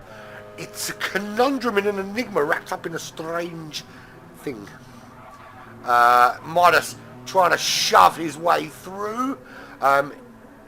If you're going to get that close, my friend, you better buy him some dinner first. There's Wiggy, 9.3 seconds. Now, he is lapping about a second a lap faster than Midas. So what, we're on lap 69, dude. Was his last lap, he's on lap 70 now. So we've got 15 minutes left, and it's about a minute and a half for each lap, which we've got 3, 6, 9, 12. So we've got about 10 laps left. It's about 18 laps in total. There or thereabouts. So you've got about 10 laps left. If he takes a second lap out of him, we could see him nicking 7th place. Ding dang do. Well, the problem is he's not going to have enough fuel to last. Has Midas? Yes, he has. So scrap that. He has not got enough fuel. Kevin's going to have to pit. The gap is 40 seconds. He knew what he had to do. He knew he needed a big gap, and that is what he's got. It's over 40 seconds, and his tissue's full of snot. Stormfly is, he's got to do something, and that something is drive fucking faster, because it's 41 seconds, and that I think is enough for Kevin to come back out after he splashed some fuel, unless of course he forgets to stop it from coming in, or you know, or he does a pull and sticks on some inters. So he's going to go one more lap, and this will be, I think this will be the last one he does before he comes in. He is absolutely on a charge. So, what you got, Aaron? What you got for me? 28.2, 28.2, 28.2. What you gonna do? I'm gonna go faster, Andy. That's what you're gonna do, and make. Do you know what? Even if you don't beat him, right? You at least like you're coming down towards the line side by side in a like Fast and Furious kind of fashion, with Dick Dastardly or whatever the fucking noise that fucking dog makes next to him. Side by side, you know, like you put your foot down and you go a little bit ahead, and then he puts his foot down and goes a little bit ahead. You do that in the style of Cars or Fast and the Furious or any other racing movie where they completely ignore the physics of fast-moving cars. G-Mac 38 seconds back. He is in third, and he's never looking back.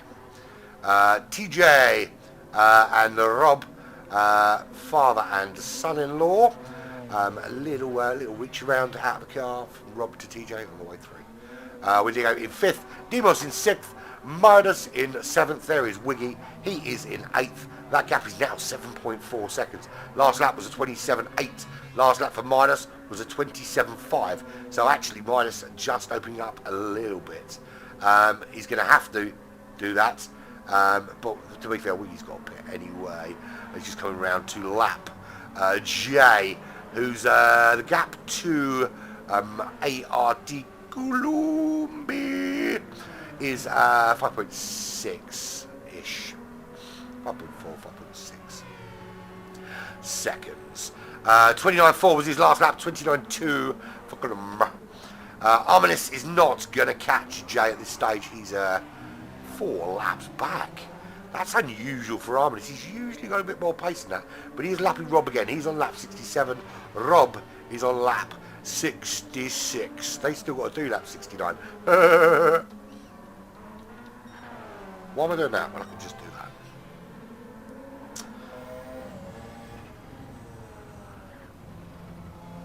What have I done? There we go, that's what I wanted. Right, 45 seconds.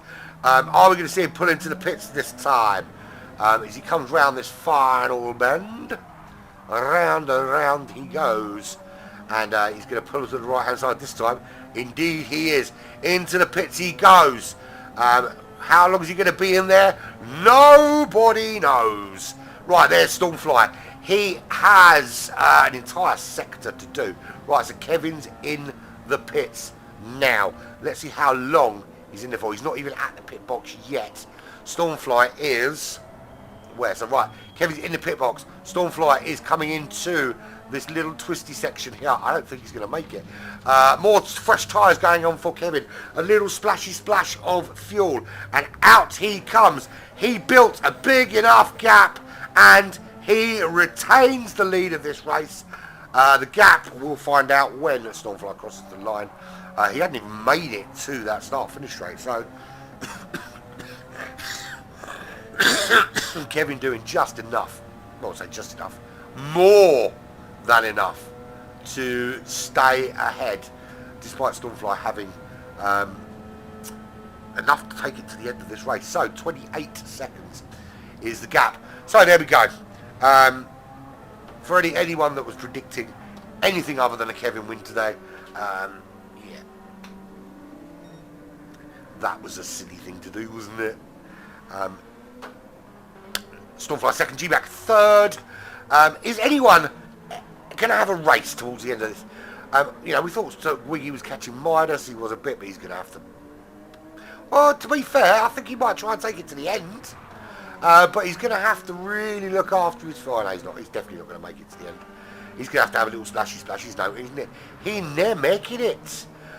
Is he far enough ahead of Colum to just coast it home on fumes?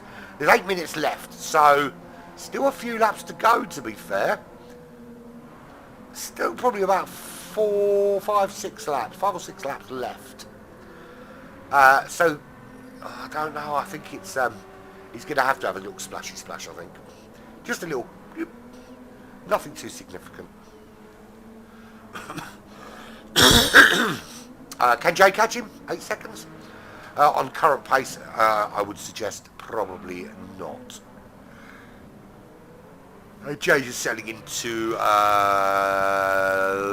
29s to low 30s. Colum is firmly in the mid 29s. So Kevin's going to bring it home yet again. Bring it home, country roads. 29 seconds to Aaron. That's the leader. His name is Kevin. Bringing it home on the Fuji roads. Yeah, you love it. You fucking love. You love Black Flag karaoke night. Tomorrow is all Elvis songs. I don't like it. Here's something controversial. I think Elvis is fucking overrated. Bollocks. And I love rock and roll. He's not rock and roll. He's basically Justin Bieber for the 1950s and 60s fucking idiots. There we go. I've said it. Right, Kevin leads from Stormfly. G-Mac in 3rd, TJ in 4th. Wendigo is in 5th. Demos in 6th. Midas in 7th. Stargroot, old Wiggy from Wales, is in 8th. Colum is in 9th. Jay in 10th. Arminis is in 11th. And the Rocket Robert is in 12th. Kevin fastest lap with a 124.6. We've got a couple of laps to go, so we can talk about what's going on in Black Flag over the next couple of weeks. So, nothing tomorrow. Nice and quiet tomorrow. WSR Cup's not back on until the following week. But Monday, it's the return. Bank holiday Monday that is, and that's TJ making a little error there. It is the return of the Open GR3. Open GR4. No more GR4 lottery. That was an experiment that I thought was okay. Problem was it had its limitations in terms of if you rolled a shitty car, you would just not turn up to races. So we've gone for the fully open GR4 format on a Monday.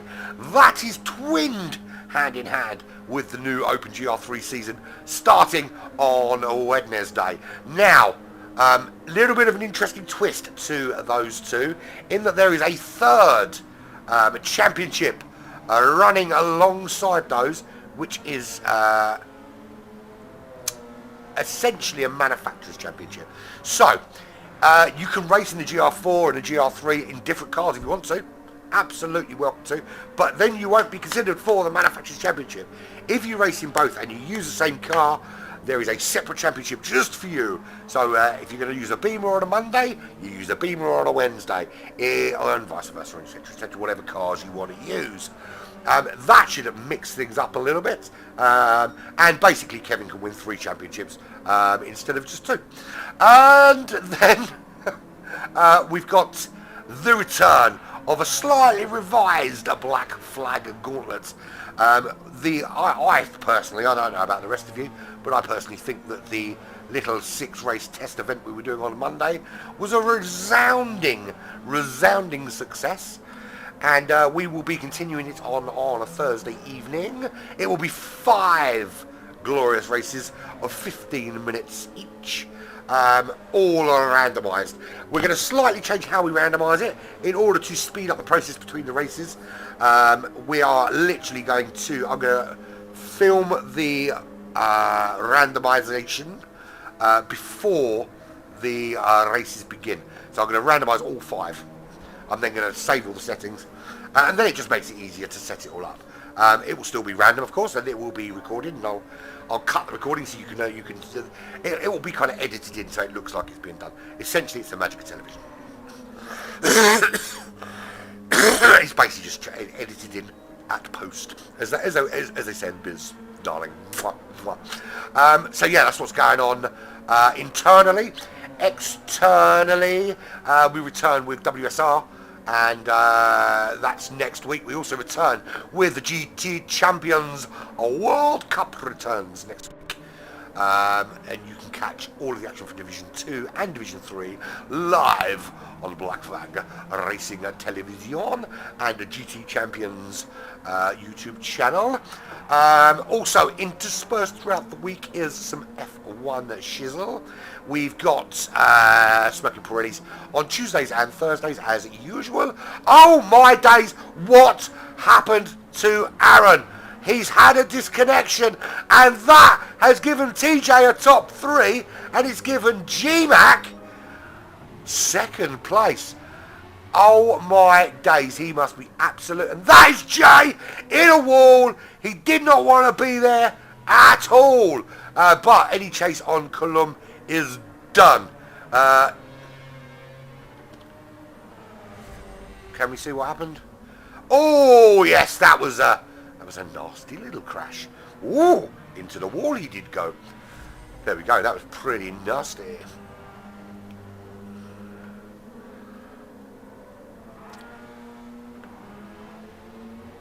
Right, so Kevin still leads, but now he's got no one even close. Well, he didn't have anyone close anyway. This is his final lap of the race. Just a couple of corners left to go, and Kevin will raise his arms and off to go.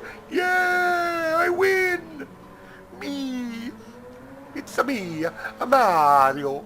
1:24.3, fastest lap on that last lap, lap 79. Lap 80, is that going to be faster still?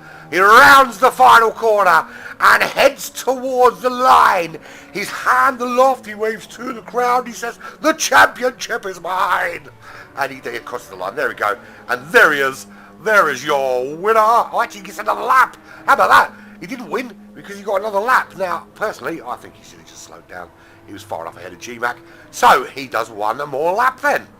GMAC, however, he's on his final lap. This will be lap 80. Right, so TJ, he finishes in third. Wendigo will finish fourth. I know. He absolutely... Do you know what? Why not just fucking slow down, man? It's crazy. Wendigo in third. What happened there? Why did Wendigo finish third and TJ finish fourth? I'll tell you why. We're going to have to unpick this because the penalties for not using two compounds. Now, if you used your brain, you wouldn't have put it on as a thingy. We could have just policed it through the stream. So technically, Wendigo's not third because we used the wet compound tyres. The use of mediums and softs was no longer required. So any of you that think you've just improved your position, are you fucking wrong, my friend? You did not, because I will unpick it later, remove those penalties. So I can't tell you where people finish. Jay, I think, is going to finish in 9th anyway. Arminis in 10th. Rocket Rob in 11th. And we've got 2 DNFs.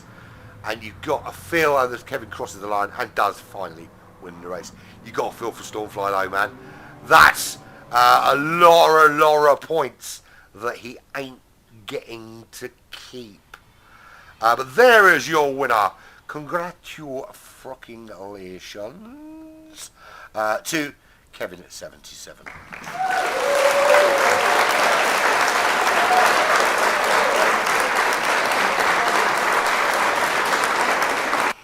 Winner, a chicken, a dinner, the dinner of the chicken. Right, so there we go. Done. Finished. Finito. Race is done. Let's have the full rundown, shall we? So ignore the 1 minute penalties because they're not going to count because we didn't have to use 2 compounds because the rain made sure of that. But Kevin from GMAC, that is a given. Then it is TJ, I believe. Yeah, the TJ, then Wendigo, then Demos, then Midas, then Wiggy. Then it is Colum. We'll screenshot that. Just like so. Then it is Jay, Arminis, Rocket Rob, Stormfly, disconnected and got a DNF. And Bendit technically was a DNS because as soon as he had to change the tyres, he realised that he turned up to a 2-hour race with just some soft compound tyres. Ding dong. Ding fucking dong. Right, we're done. We are done. Thank you very much for joining us. We are over to France for we're over to France for All Saints Village next time out. And that was a pretty good race, wasn't it? We're not back tomorrow. There's nothing going on Black Flag Racing TV tomorrow. Going to have a day off. I might wear my pants on my head. No, I'm just going to chill. Open GR4 Championship starts on Monday. That's the next time you will hear my dulcet tones. Just before I leave you, I'm going to leave you some news, right? I was approached by my one of my sons, not the one that plays Rocket League, the older one, who is very, very active in the World of Warcraft community. And apparently they are looking for a commentator for World of Warcraft, but it's very, very good money for a 3-month competition, and they might be considering for it. Now the thing is, I haven't played that game for over 10 years. I couldn't tell you what the fuck is going on in that game now. I mean, yeah, the fact that I did play it quite extensively a decade ago would probably help in the fact that it's probably quite easy to learn. But yeah, I've got I potentially they're going to look at my broadcasts here on Black Flag TV and see what they think and see if they're interested, because they're essentially, they've got a really big shortage of what they call shoutcasters for their sort of raid competitions and that kind of thing. So they're looking for people outside of their usual pool of commentary team, and potentially, look, I genuinely don't think they're going to pay me to do any World of Warcraft broadcasting. Just I can't see it happening. Absolutely can't see it happening. But Lewis seems to be convinced that they would probably be interested. We'll see. Watch this space. I will let you know if something comes of it. But really, all that's left for me to say is thank you very much for joining me. I have been Pirate. This has been Black Flag Racing TV with the Staying Power Endurance Series at Fuji. Your winner again was Kevin77. And I bid you adieu. It's been emotional.